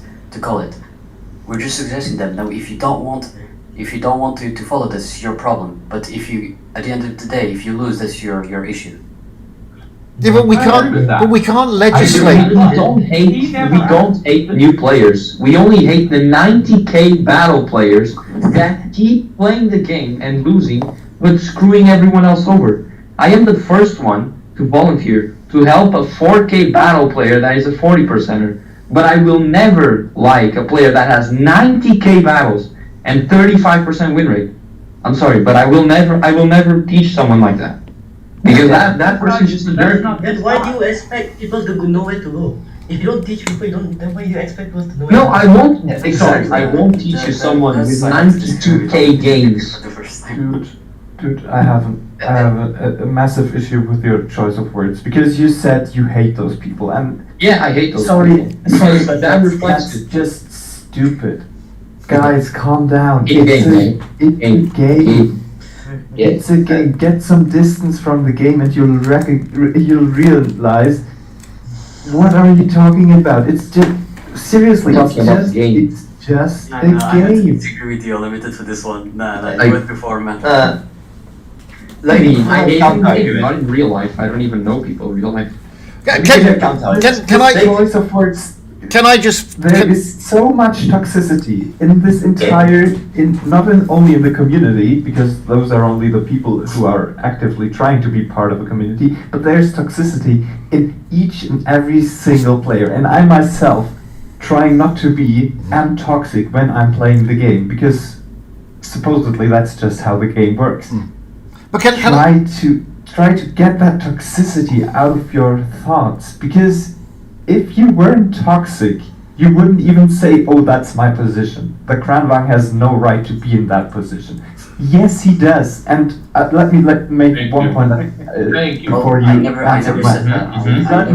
Please let me make one point. Let Falcon finish. Let Falcon finish. Please make one point, guys. Maybe the Kranvang played this position the battle before, or somewhere in his entire career, and it worked out for him. Or let's say a different situation, someone saw a position being played by a very good player in clan wars or even in random battles, and he saw, oh well, that position worked out for him. He doesn't understand why that very position worked out in that very situation, because he doesn't have the skill level to understand why the Super Unicum 80% player played that position, but yet he's trying to, and he fails. Of course he fails because he doesn't have the skill level. But let him make this mistake. Let him have his own experience of the game. Can I just how do you want him to upgrade his skill? Well, hang on. Improve his skill. Can I just get some? Can I? They learn the hard way by making mistakes. Guys. Mistakes you never learn. Guys, can we just? That's not true, because if you keep making the same mistakes, you will never Yeah. hit the Okay, let's just. Plus, if you're looking forward to play competitive, why are you in your 45% win looking at top games? Okay, guys. One moment. Let's just try and get some agreements here. Number one, I think, can we all agree that that players play the game for different reasons? Okay, can we agree on that? Yeah. Not everybody plays the game. Absolutely. Not everybody plays the game for the same reasons. For example, I mean, some people play the game because they are incredibly good and they want to be the pros, and they therefore they have this skill to be pros out there and go on to be pro teams and earn money from it. That's number one. Then there's another one. There's those fair weather players who they're bored and they've just downloaded the game and they just want to have a quick roll around in some tanks. Then there are those who have been playing the game for a while, but they don't take it seriously. To them, it's just a game. They don't care if they win, they don't care if they lose. They just want to go out and blow shit up. So there are lots of different reasons why people play the game. It's not everybody takes it seriously. Now, almost everybody in this chat, to an exception nowadays, because some of you have left the game, but almost everybody in this chat plays the game almost semi or seriously. They like the game, they want to do well in the game, they want to learn about the tanks, and therefore they have this more of a competitive outlook on the game, which is a good thing. That's not a bad thing. There are those players out there, however, who don't think like you. They're not interested in win rate, they're not interested in massive damage, and therefore after 90,000 games with a 53% win rate, he's just happy to roll out maybe and blow shit up. I don't know. He may not. I don't know. He may not be serious. He may not be one of those guys who's like, I want to be in, if it's on NA, I want to be in Joker or whatever, a top clan is on NA, and I want to earn money from this. I just want to roll out on my weekends or at the end after work and blow shit up. I don't really care. The game has to accommodate all types. After all, it is regular, random public battles. And I agree, it's frustrating and it's annoying when there are players out there who are clueless. There are clueless players in the top tiers, and it's annoying and it's frustrating, and I get that. But we have to agree that people bring other things to the game, as I said. So that's number one. And we can agree on that, I think. Can we? Yes. Okay. Yes. So, I want to say one thing about that if you're like in tier 10, same map Dead Rail, and you're camping literally with an E100 at back, it doesn't make sense because it's a strong armored tank. And you're Why not play tier 10? All you know, they could be. They could be preserving HP from later in the battle. no, I don't disagree. That only But happens in comp. Preserve HP to die at last. Yeah, literally. You don't know that. I don't know either if he's gonna win by preserving HP. Now, I don't necessarily about disagree, but humility. again, You don't know that. it goes back to what we just agreed on. People play the game for different reasons. Okay, some people play the game because they just want to play a game, not because they have any, not because they want to be a superstar, Ufin Josh in a light tank or Royal Fatness in a missile tank. They just want to play a game. Okay, and there are those in the game who I feel are more deserving for pointing fingers at, like if you're in your E100 and you are completely AFK, not even bothering to go to position A or B. Now, I'll give you an example. The other day, I played a game. There was a guy in a TVP. He didn't fire a single shot, but he ran around the map like a crazy thing for 4 minutes, and he didn't fire a single shot. And he had no intention of playing the game. He just had every intention of driving around the map in a TVP without firing a single shot. So, there's those type of players. And then there are those players like, I've been on mines, and at the back of the map in the TD bush there's been an E100. There are those type of players. And yeah, they're frustrating. And yeah, they're annoying. But should they distract you from your game in real terms? Are they? Are we therefore saying that these players, these terrible, terrible players who don't do what we think they should do and what any reasonable player should do, are we really sitting here saying they are so distracting that they make us change our gameplay and play like Muppets? They're not But distracting. then, why would you but play pretend Yo, can I speak? Oh my gosh, this guy. I speak way. Okay. Right, Bertie, you'll go. I wanted to say that, for example, what you just said for the TVP and those guys, it's not distracting, but it's like, why would the one guy just deserve to like destroy your own your own account or win rate or whatever? Why this one? But that's guy up to them, surely. I mean, it's why like do that? why does the 40% win rate player roll out in tier 10 and a Leo 1, a notoriously difficult tank to play? Why? In tier 10. Because they in can. tier 10. Why would that players play in tier 10? Yeah. Because they want to. Because- You can't deny them from not There playing. you go. Because you can't deny them. You can't deny them. No. Yeah, you literally can't deny them from playing. They have the right to play whatever they want and how they want to. No, Yeah, still the because game that's from not everyone. that Actually doesn't getting an mean- MN. That doesn't mean you have. There is a way to play better. Can I There is a speak? way to play worse. But there is multiple ways to play, and you can't decide how someone should play. Of course, you can recommend how someone can play, but you can't force them to play like that.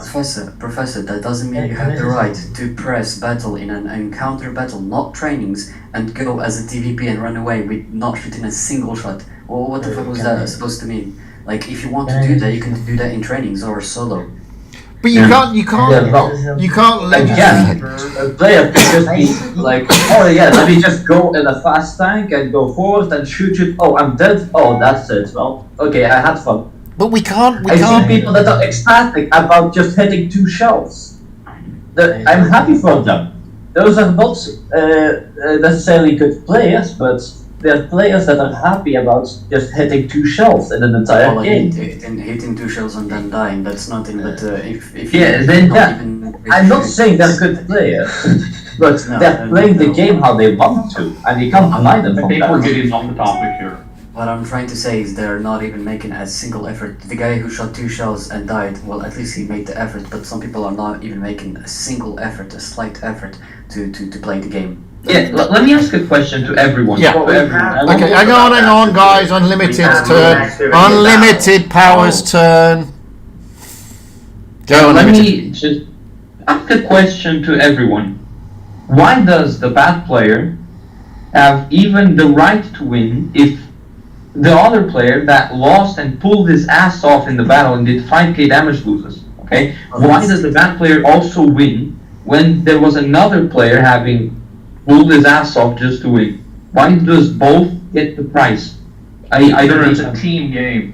Because it's Yeah. a team game and he got But he carried. didn't That happens. contribute It's natural to the team. It's natural to a team game that a bad player will get carried. You can't deny that. That's how he got win. Correct, but you don't get to decide how and what the other person plays on your team and how he plays. That's not your decision. Okay? Yeah, you That want to is the decide that, person go to playing the tank. He is obviously not that good, and that's why he has a low win ratio. But the gentleman that we should be discussing is a better than average player with 90,000 battles plus. He's a 54%. We're not saying by no means, and all of you guys are saying, oh, well, this low percentage player, well, he's not. That's Correct, the he's problem. not. Yeah, yes, Droodles is an extremely super unicum. This guy's a 54% with 90,000 battles. Mm-hmm. That means he's consistently a good player. He's consistently winning. Okay? And this gentleman, he could have played it in that tank at any other position. I'm not arguing that. I would have. Okay, but it's not my right to tell him or push him or block him or pin him into position. We don't know the outcome of that game if either one of those players would have picked a different spot. And that's the bottom line. We don't know the outcome. We're never going to know the outcome. But one thing is So clear. for us to sit here and complain about what this guy did or didn't do is fabulous. We can do that. But we cannot say what this player is good, bad, or not. Because obviously he's a 54% win percentage. I don't know his average damage, but he's winning. He's winning. Winning. Well, let me just add to that. I mean, I'm not by any stretch of the imagination a super duper unicorn or a good player. I'm average. I'm 55%. I've been playing the game since it came out on iOS, which is 2014. Last week, now I'm in a pro clan. Some would laugh at that, but I'm in a pro clan, which is Vale, and I have the ability to play with some very good players. Now, last week on stream, I played with Last AFK from APA. Now, Last AFK is a great player, especially in lights and mediums. And even with all my knowledge and experience of the game, he still managed to show me and teach me new things on what to do and where to go and how to go and what we should be going and where we should be going. And I've got a video coming out on that later. Now, the point I'm trying to make with that is this. When you're a really skilled player like some of you guys, you think at a different level to some of us mere mortals, okay? You see the game differently. You see the game 3 or 4 moves ahead.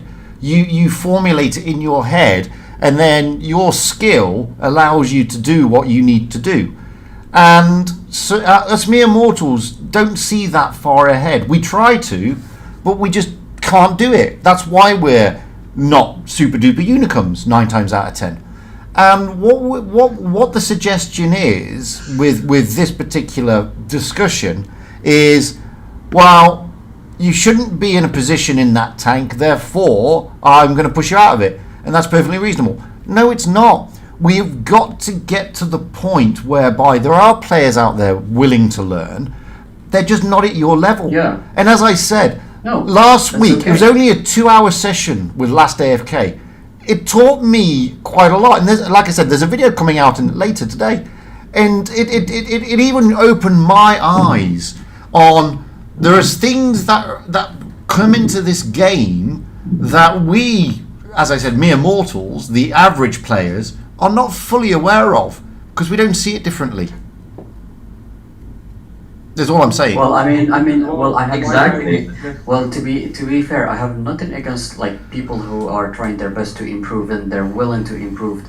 But the issue that I have is with the people that don't fucking care and don't listen to any suggestions. You give them suggestions, they don't fucking care. They just want to do whatever they want, or whatever their mind do. But as you said, you, for example, are come on, you're not that average. You're very good, but yeah, you were not isn't the best because you learned it through that account.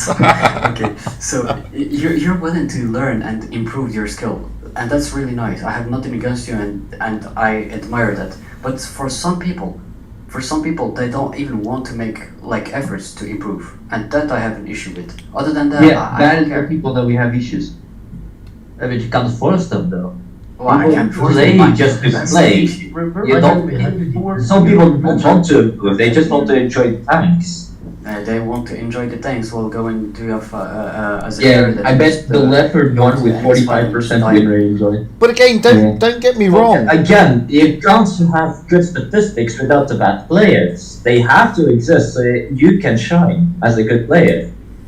As we just said earlier. That is not entirely true. I mean, do you enjoy 7-0s? He's right though. Of course I don't. Nobody does. 7-0s are not perfect, of course. They are not as enjoyable as a close game that's like 6-7. Like a close Kolobanov's game, for example. Those are always more epic than a 7-0 Hoppelstomp. But again, you can't force players to do as you want them to do. For that, go to tournaments, go play competitive. Even ratings for decent bids. Okay, so because you want you to play So you want us to sacrifice our enjoyability of the game. Yeah, you want us to sacrifice our enjoyability of the game so the bad players can enjoy their 45% win rate in pubs, fighting against another 45%ers so they can have good stats. So you want good players to not play battles just so the other bad players can play battles. That doesn't make sense. I'm not saying that. But surely without the bad players, the good players' stats wouldn't be so good. Maybe I don't know. Yeah, the stats wouldn't be near as high as they would be. Look, guys, don't misunderstand me. No, Bay was saying something. Though. Yeah, but don't misunderstand me. I mean, I literally did a video a week or so ago called "Enough Is Enough," calling out bad play, calling out bad players. I didn't name or shame anybody, but you know they do exist. They are out there, and I've seen it increase recently. And as I said, when I did that video, I thought it was just something that the EU server was suffering, but I understand the NA server suffers from it as well, and to an extent the APAC server. So there is this happening in the game. There is a dilution of the skill level, and I've been trying to sort of work out. Look, up until about a year ago, the average win rate in Blitz was approximately 48%. Okay. Now, I was told that in Tankfest by one of the directors of Blitz. He told me the average game in Blitz is 3 minutes. That's the average gameplay, 3 minutes. And the average win rate is 48%. Now, since that time, I think the average skill win rate has gone down slightly. Because I see a lot of 45% down, lower than that, in tier 10 at the moment. A lot on both teams, not just stacked up on one team or the other team. And I see more 45 and less players than I do 50% up players at this moment in time. So I think it's gone down a little bit. But the games, I think, have still stayed the same. I think the game is still approximately 3 minutes long on average. So yeah, there is a problem. There is a problem with the game somewhere. The skill base is sort of degenerating to an extent. But with that knowledge, does that give us the right to push people out, or does it mean that we have to do more to either A, pressure Wargaming to do something to steady that ship, because you are the consumer of their product. I'm serious. As long as you try, as long as you try your best before doing any stupid actions. Yeah. Yes. But the thing is, take the ATGMs as a prime example. For a long time, Wargaming didn't care about ATGMs until the community told them to care, and then they had to do a survey and they had to remove the ATGMs. So surely we, as the community, we as the consumer of their product, we should be saying to Wargaming collectively at some stage, if it is true, Wargaming, something is wrong, you need to sort it out, you need to do a survey, we need to do this, and this. Surely that is what we have to do at some point, surely. If we're doing that, give an example of what we should do then. What do we report to Wargaming? Separate them meant for tier 10 only. Just tier 10. That'll never happen. It's already a thing. Then why do I get 40% in my team? What? The players that actively sabotage, are actively inactive, as idiotic as that sounds, that actively don't want to play the game, they have a separate matchmaker where they only fight against each other. So that's already a thing. Why do we still get 30%? Yeah, why do I still get 1500 WN8 players in my team? Because A, either players are not reporting enough, or B, they are not actually sabotaging that much. So I feel like bro, I feel like the reporting thing is useless. It's not. The reporting thing is supposedly useless because people don't report. Use it. What game does look at that? But I have a question though, like if rating is just a pile of skilled players at the top, why are this the third best rating player at 54%? Like ratings isn't about that. No, ratings isn't very skill player building. It's about the I'm not saying ratings is perfect. It's not. Far from it even. You mentioned that if you want to play a game at a higher level, you should just play ratings, but you don't even need to be. Yeah, I said that, but that's not perfect. Ratings is not perfect. Far from it. It's more skill based than random battles because that's completely random. But at least you have a somewhat similar idea of skill. I mean, the thing is, what we've got, we have effectively in the game 4 game modes. Okay, we have regular battles, which is a free-for-all play, but it's the regular battles that cause the problem. I'll get to that in a moment. We then have ratings battles, which are for players who want to take it slightly more seriously. Then we have, and we'll get to ratings in a minute as well. We then have the stupid game modes, which are for players who don't take anything seriously. They just want to, throw their tanks around in gravity mode or ram everything to death in a 168. Yeah. And then we have tournaments, which are for the ultra serious players, realistically. Those are the 4 that we've got. The problem is, only one of those 4 gives you stats, and that is regular. Regular is the only one that accounts for win rate and damage stats. It's the only one. And we are in a position with tournament teams, if you want to be one of these ultra serious tournament players, damage and stats is what the teams normally judge you on, to be fair. Damage is not really relevant. Not Usually really. win rates. It's, Not really. it's more of a just for better First matchmaking. impression. You can be a 50. I mean, take me as an example. I'm a 56%er around that, and I'm in a decent clan, and I can get in another count. Yeah, but you do realise that. Yeah, but Show me a professional player that has a 55% win ratio. well, I was about to say. Then I'll believe that I was about to say. statement. Don't forget. Okay. Don't forget the win rate. 1 second. Don't forget win rate, because let's go into tournaments for a minute, the professional side. When you look at the big pro tournaments, win rate does kick in because it goes to your seeding. It goes to your seeding. Only the 7 highest win rates. Correct, only the 7 highest win rates, that is very true. But it does affect seeding. So win rate is a big important thing to an extent. Damage isn't. Damage is only there so the clans, when they're looking at recruiting, can see that that player is pretty good. He does his damage, he manages to hit more shots than he bounces. But the fact of the matter is, you can only get win rate in regular battles. Okay? And therein lies one of your problems. And it is a problem.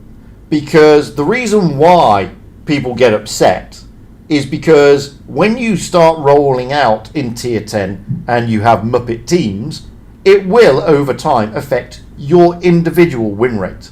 It will. It always will. And that could have a knock-on effect further down. Now, when they did update 5.5 and they removed all the lower tiers, I argued that they should remove win rate from all the lower tiers. As well? Yeah. I said you should have no win rate calculated on tiers 1 through to 4. Because they're just the training tiers. Why should you have win rate calculated when you're playing against bots for your first 100 games? You shouldn't.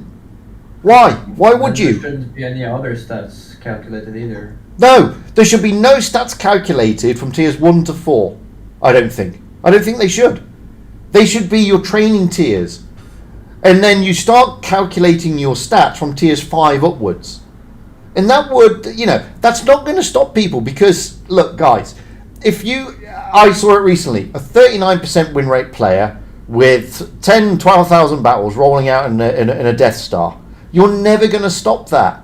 Now, I don't know. That 35% win rate player in that Death Star could be an 80-year-old guy who just plays the game to, have some fun in his day.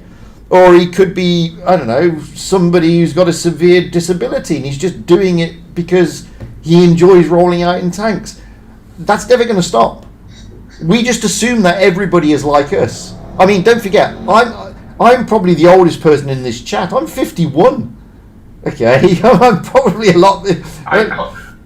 I'm close to that. Wait a minute. No, there you go. There's a 70-year-old guy here in the chat. Well, there you go. Different tiers exist. It's not the problem that, there is a variety in this game. You can play like tiers like 6 to 9. Nobody. No, I get that. But again, bear with me on this. I'm 51 years of age. My eyesight is failing. My reflexes are not what they used to be. I certainly don't have the eyesight and the reflexes of a 16 or 17-year-old. Okay, so I'm going to be a little bit slower out there than some of you youngsters. That doesn't prevent me from playing my tier 10. It shouldn't prevent me from playing. To perform better and for experience how about- with other people. Well, We just got booted. I don't know currently. I haven't looked up, but there used to be the clan leader of promo. I hate to throw names out there, and I don't know his name. Okay. But he had more battles in 1 through 4 than he did any other tier. Mm-hmm. He had a 60 or 70% 80 win ratio in the lower tiers. And I mean 20, 30,000 games played in those tiers. What, you know, I agree with Fugit. Throw the lower tiers out because they don't mean anything. No, they don't. They don't. Honestly, They I really agree. don't. I understand what everybody's saying. Okay, and like Fugit, I'm 48. Okay, I'm the older guy. I'm one of the older guys here. Yay! Old people roll. We rock. Look, I just imagine this situation. Wargaming kept regular battles, but Mhm. they added another game mode, which would be the only game mode that counted to statistics. So another regular battles, but they created a regular battles that didn't count to statistics. Do you think that the 1v3 players would go to the matchmaker that the stats don't count, or that the stats count? I think they'll go to the one that don't count. Just the same way as they roll out in ratings battles because they don't care. If you have rating battles without stats, and every reroll is going to use that to grind his tanks. Correct.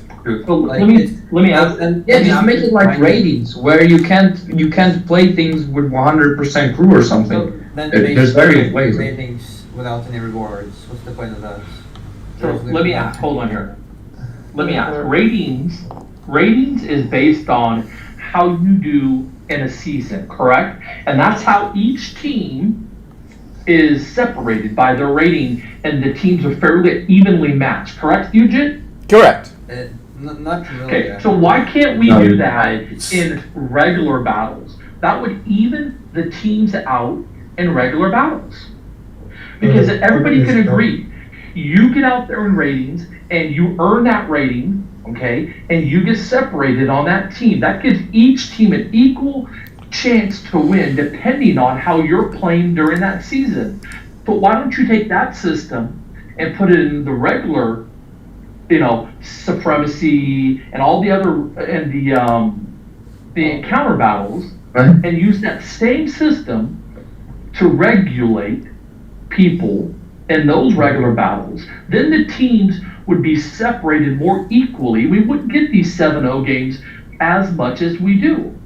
The problem isn't not within the players, but actually with Wargaming's matchmaking system. That's your whole point. Yes. Correct. That's Yes. exactly what I'm agreeing and saying. Take the system you have with ratings and put it in a regular supremacy and The encounter ratings mode. is I don't know. Did The you? problem is that I wouldn't be random anymore. You're basically fighting ratings without the rating. No.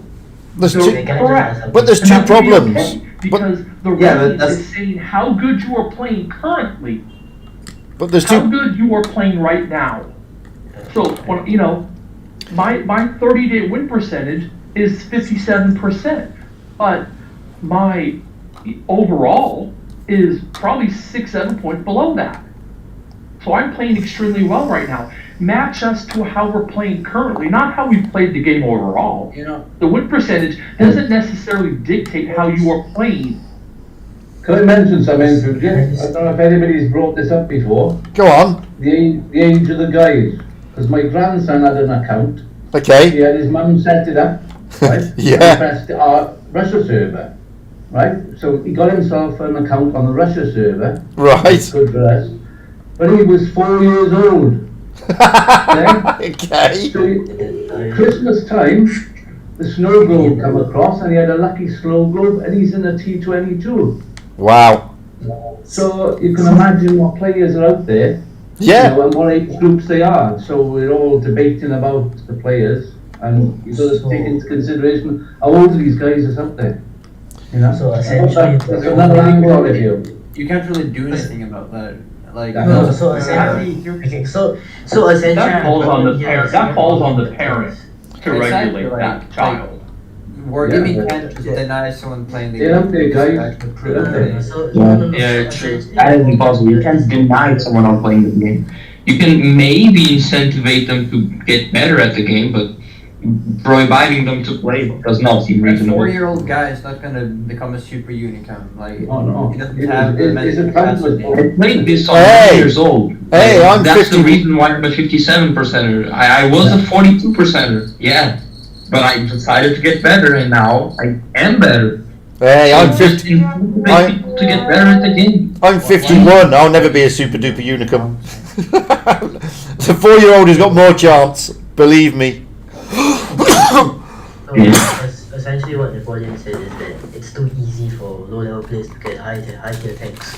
Yeah, it is. The problem we are going on now. Agreed. It's not really. It's That's not really true. due to the players here. The players aren't at fault. It's Wargaming makes it too easy for players to get high-tier tanks. That's why all Maybe you these should just tanks- revamp the experience cost of all tanks, like of every single tank in the No, game. just They shouldn't make that much of a bring difference. back update 5.5. With all the lower tier 5.5. tanks, right? That one? Hmm.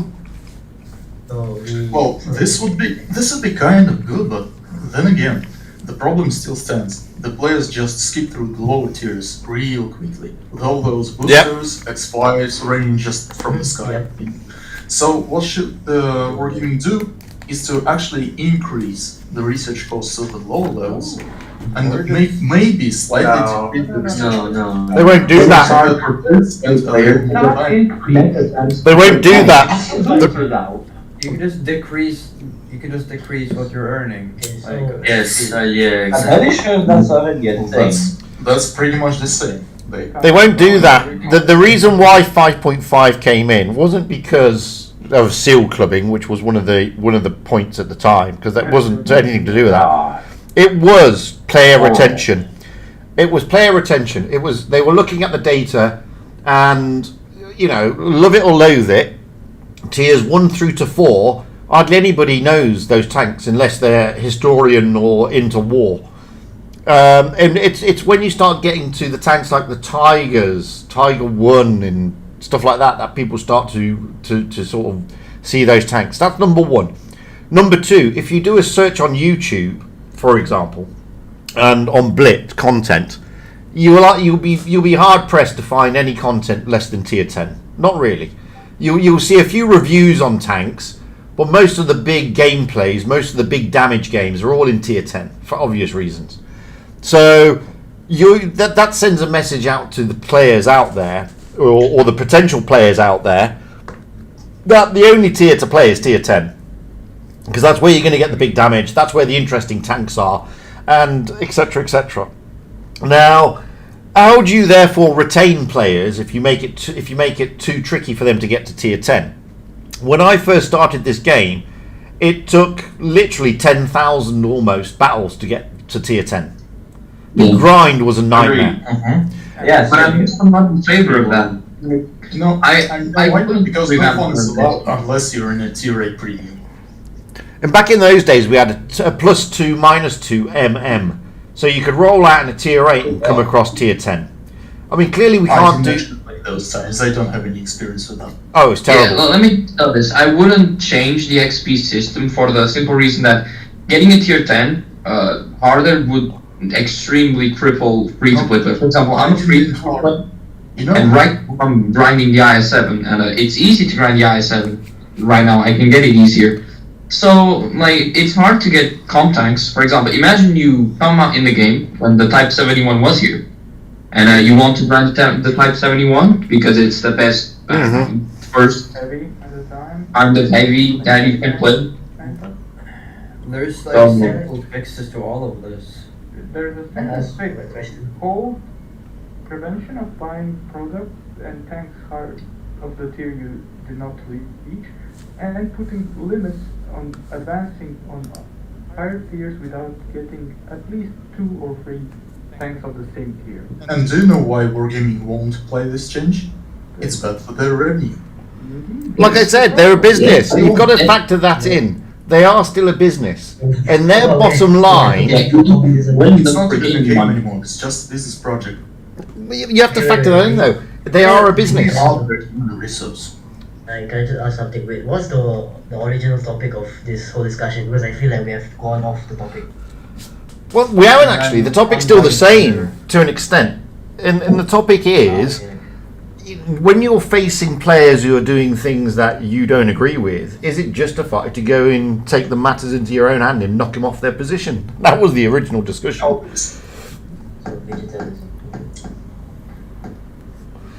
So it still encompasses to an extent these, because look, as I said, I've seen not just on the comments for my video, but the comments on other videos and the comments in Discord, and that was the whole idea behind this, where the player base is divided, and some of the comments are, well, there are lots of crazy unskilled players out there playing in tanks they shouldn't play in.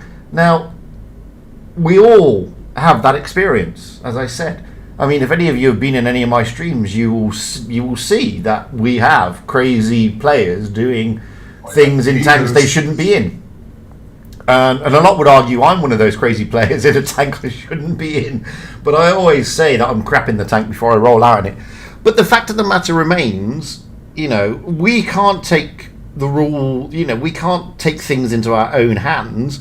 But at the same time, and this is the point that I don't disagree with anybody on, the owner of the game, Wargaming, needs to do something, okay, to prevent the frustration. Now, one of the things they did, which I don't agree with, on the EU server, was to remove the battle chat, and I don't agree with it, because that actually compounds the problem, doesn't rectify the problem. Oh yeah, a fun fact, in rating there is no you need to wait communication. 20 seconds.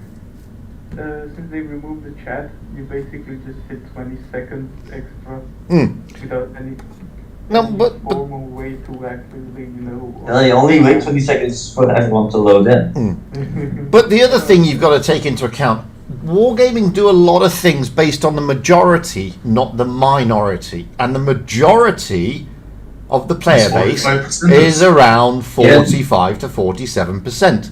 So, and again, a few people disagree with me on this. I don't agree that all the autoloaders and all the tanks should be fully loaded as soon as the battle starts. Forget what it's like in real life. It's actually, in real life, 9 times out of 10, the tanks aren't loaded when they go into battle because you don't know what ammunition you're going to use. That's the game. It just breaks it. Now, all the TPs, 50Ps, and all the Taurus, they're just full loaded from the start. Well, this is my problem. Previously, for example, before they did this, I knew I could get my Vickers Light or my T100 Alti onto the hill on mines without being wrecked by a TVP, because the TVP will not load from the start point if he goes full pout, even without an engine boost. He will not be fully loaded by the time he gets to the top of the hill, okay? Previously. Now they're fully loaded. That means a TVP, which is pretty fast, if it's in the right hands of the right player, he can get up to that hill and wreck any light tank that comes across. Track him and then put 3 shells into him and back away. I don't agree with that. And they've done it because the majority of the player base can't handle the fact that they're in a tank that takes a long time to load. Now, the dynamic of the game has changed. The Minotauro now is fully loaded from the start. Fully loaded. That doesn't make, it doesn't really make a difference for Minnow players because they will still do 0 damage. There is that. There is that.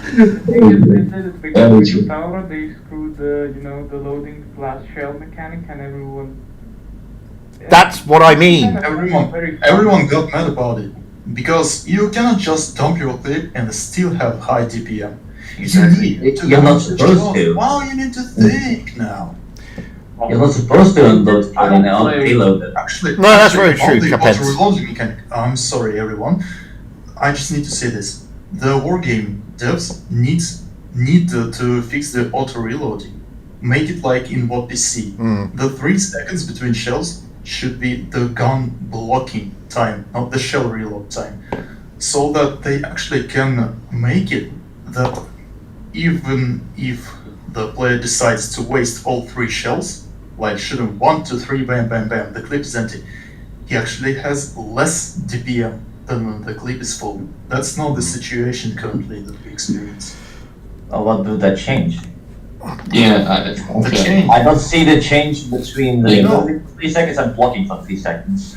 The change is that the gun blocking timer will be parallel with the shell reload.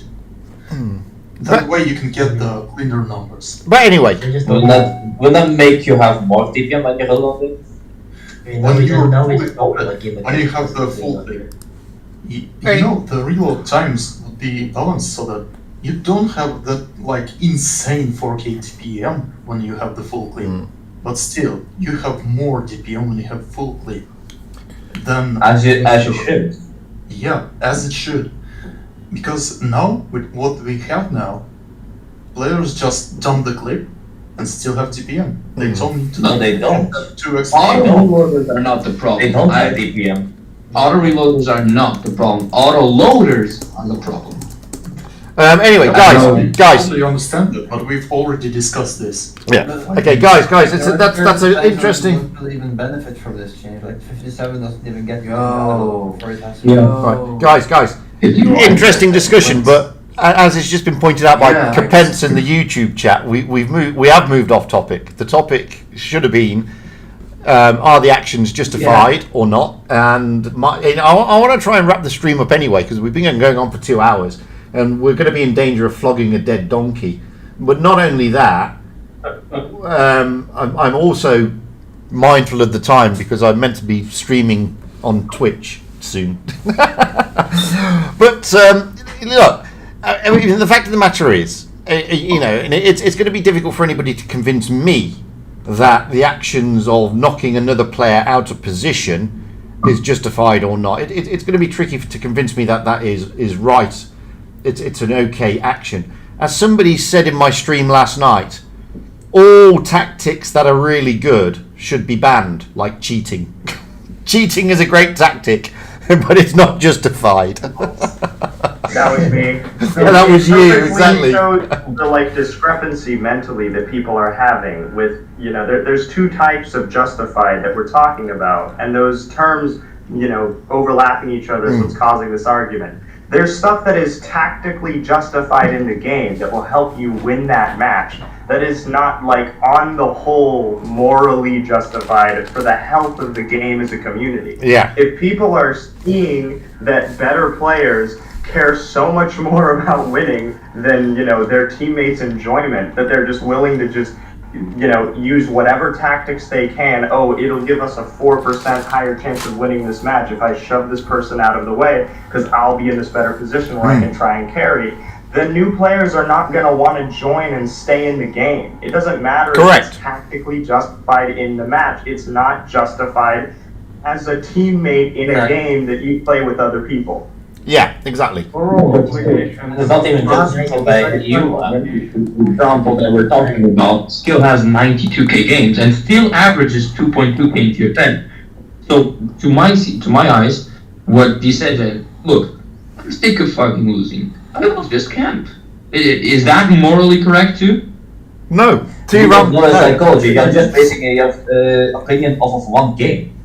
Right, and you're just speculating. I mean, you don't know what he was thinking. You need to have humility in understanding that he's probably not actively trying to play against me and ruin my game. He's probably just a little bit worse than me, and he's doing his best, and it's not going to help to, force him into seeing things my way. That's not what you're doing in the moment in a game. That's not your job. You're supposed to play your game, try and win. Exactly. That's what we do. The problem is, it's never enough. No, it will never be enough. But the fact of the matter is this. Very with 5k damage. And I don't know, a minnow, for example. I did 5k damage in the minnow, and I still lost. So am I supposed to do 6k damage so the Muppet that was camping at the back wins? You can't win every game. That's impossible. You can't win every game. Yeah, I can't convert that to the statistics bear out that if you were to do 5.5k damage every single game, you would win a lot of the games. At least. The thing is, if you perform well, the chances of winning are much higher, of course. 5.5k damage. Just touch You can- someone on your like on an equal skill level.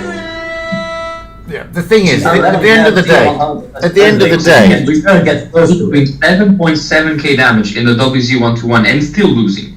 Am I supposed to win and carry the 200 damage TVP that YOLO'd into nothing? You know, Am I supposed to do that? there's a saying that goes Team event, absolutely.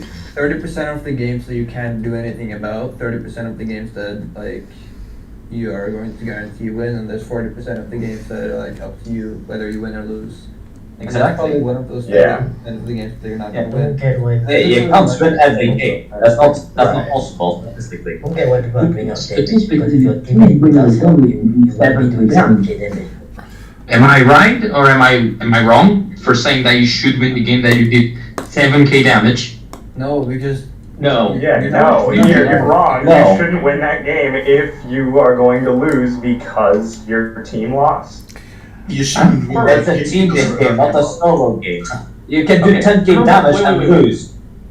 the thing is, Everybody the thing is, we've all been there. That guy did almost 11,000 damage and still lost. Does he deserve to win? No, but the Yeah, thing is, no, we've all been there. Why not though? Why It's a not? team event. You win and lose with the team. There's no I in team. If you did great stream, I know you have to go. I'm Yeah. going to step out. Great stream. I appreciate everything. Thanks a lot. No, thank you, mate. I mean, we've all been there. We've all lost games that we shouldn't have lost. I mean, you know, a week ago, I was in a Strav K. Something, but I still lose. Yeah. I don't understand how am I the guilty one on that. But you're not. It's like the other week I was in a Strav K. Blaming you. No one's Just crazy. Oh, hang on. Yeah, I mean, There I are was. people actually capable of doing that out me. I'm Yeah, not but- saying that they're on VSK, of course. Like I said, I was in There a Strav K on Alpenstadt. I was at 7.2k damage. There was a 43% win rate player in a 183. All he had to do was one shot an E5 with HE. That's all he had to do. The E5 only had 90 hit points, and he decided he only had to hit him with AP, and he would have wrecked him. And he decided to try Hesh, and we lost because he decided not to come and help me, and I got wrecked by the E5, and then he completely fluffed his shot with the Hesh. Miss it and bounce hit the gun on the E5 when AP would have just wrecked him, and we lost the game. And I didn't even get a third class for that because it's a Strav K. So It's because your XP, like, Yeah. you don't really get a lot of XP for losing. yeah, exactly. Oh, So we've all been there. That's a You get different even problem less with these XP for 183 dying. players, because you know, like, you have mechanical skill, you have like Correct. A lot of people have.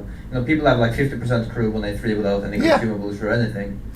And, So like, we've all if been they there. get trapped, they just die instantly. There's nothing you can. No, there's nothing you can do about it. that.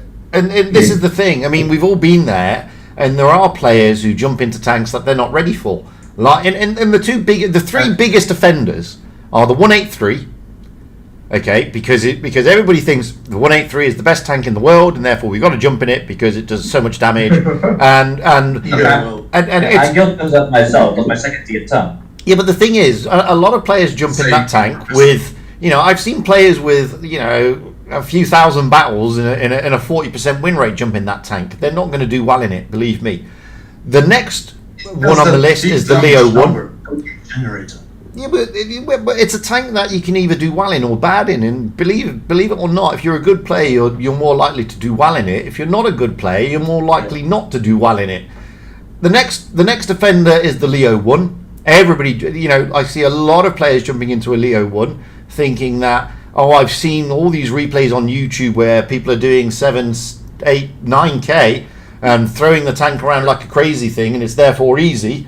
And it's actually one of the hardest tanks to play. Yeah. And then the third one is a TVP.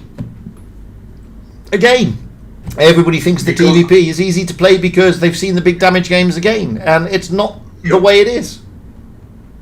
Big numbers, dopamine generated. Absolutely. Exactly. And that's the thing.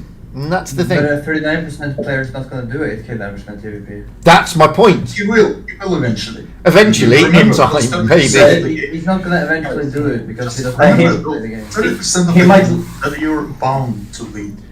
Like, as someone said before, in 30% of the games you guarantee to win. And in It's not those that 30% of the games, they'll do some decent damage and think they're actually good, go for another one. What's But the decent fact of the damage matter in is- your eyes? You need For to. them, I don't know for them. I don't want to No, follow I them. said in your eyes. What is decent damage to you? In a Why are TVP, people talking about damage though? Like Like damage? Why you call this sorry? Okay. I'd be real glad with maybe 3k average. Somebody once said to me, I don't really play mediums. And I know it might be low by your standards, but I'm no cyber sportsman. I'm a 40%er. I don't have high standards. "Oh, shut up, there you we all know. muppet." 40%. It's like somebody once said to me, the What a Tingos. self-esteem, babe. The Tingos once said to me that if you're not doing around any more than 2,500 damage in the M60, then you're doing something wrong. And yeah, and I love the M60, and I'm nowhere near averaging 2,500 damage in the bloody thing. And I don't think damage is a good way of saying how good you're in the tank because it's really subjective on the game you play. What if your whole team what works is well? that? You're obviously not Well, good. better one, but then win rate. I mean, win rate. To be honest, damage for me is way more important than win rate. If you're doing more damage than win rate, then for me it's just an important. Damage is reliant on the fact that you're How can you do? How can you not do more damage than win rate? Are you like sitting with There's 30% no problem. It's There's some- no some problem tanks with just- win rate. You can just go Yeah. to someone and get like 80% win rate per session. Yeah. There's just tanks that can't deal much damage. No. Yeah, I've been trying to stop it. Batista. Batista. Which tank can't do much damage? I want to hear your opinion. For example, some lower tier tanks. Not everyone plays is strictly tier 10. Yeah, but like if we're talking about tier 10, is there any tank that can't do high damage in tier 10? Like, correct me if I'm wrong, but I think the light tanks will usually do less damage than the heavy tank or the TT. Well, and why is that? Because they naturally have weaker firepower. Do you know who Mark 2909 is? This guy averages 4,500 and T100. Okay, well, good for him. I'm talking about the majority. A light tank will generally There's get always less gonna be- damage than a heavy tank or the tank destroyer. Dude. Anyway, I'm a No matter noob. what. I don't do anywhere near that damage. But look, No matter what the tank's DPM is, it doesn't make a difference. Damage is based on individual person, on what they can do in the game. There's a Period. difference between DPM and effective DPM. Like there's tanks with insane DPM but shit like handling, so you can't hit your shots. Like the keep. 3,000 DPM and it averaged way more than, I don't know, a Leopard 1, which has 3,700. yeah, a lot of people Good misunderstand DPM. DPM is only valid if you can land every single shot on every single time in a high roll and get the top damage, top penetration, high roll every time without missing a nanosecond of load. It's just what the tank is capable of doing, not what the tank will do. It's what it's capable of doing. That's all. Anyway, that's been too long now. We've got to go because I've got a stream on Twitch. I've got to play. It's a good discussion. I've got to play. And I've got to get a coffee before I go over to Twitch. Soundboard. You want the gold medal? I have something for you, man. Yeah, I'm gonna go and play on Twitch and show everybody how crap I really am. So there you go. You just play the Kron in that spot and get 3k damage game at least. Well, we'll see. It's like the best reversal ever. We'll see what we can do. So yeah. Well, if there's more controversies, there can be only one. Then yeah, we can do more of the talking type streams. But we used to do the coffee chats, but then people didn't turn up, so that's why I dropped them. So, but anyway, we'll see. Turn up now. Well, if This was great. people Love this. if Thank people you. want to do stuff like this, then tell me in my Discord, tell me in YouTube, and we'll do more of them. We'll schedule it like maybe not once a week, maybe we'll do it once a month or something. I don't know. What's the talk about again? Anything, anything related to the game. What about the map? Right. I want his opinions on. Right, with that, I'm going to go. Guys, thank you for popping in. I think we can agree that it's still going to be a divided issue to an extent. But the majority are saying that it is... the majority is saying that it's not right.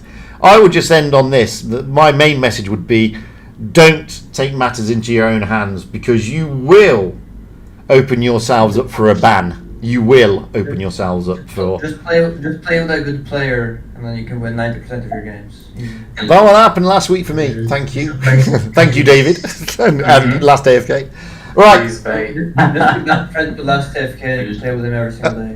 Right. You were playing with him last week, Bay. That's why we had to shorten down stream. But thank you anyway. I Right. remember when I last played with him, actually. Right, guys, thanks a lot, and we'll catch it up again soon. Until the next time, thank you for popping in and making the chat for what it is.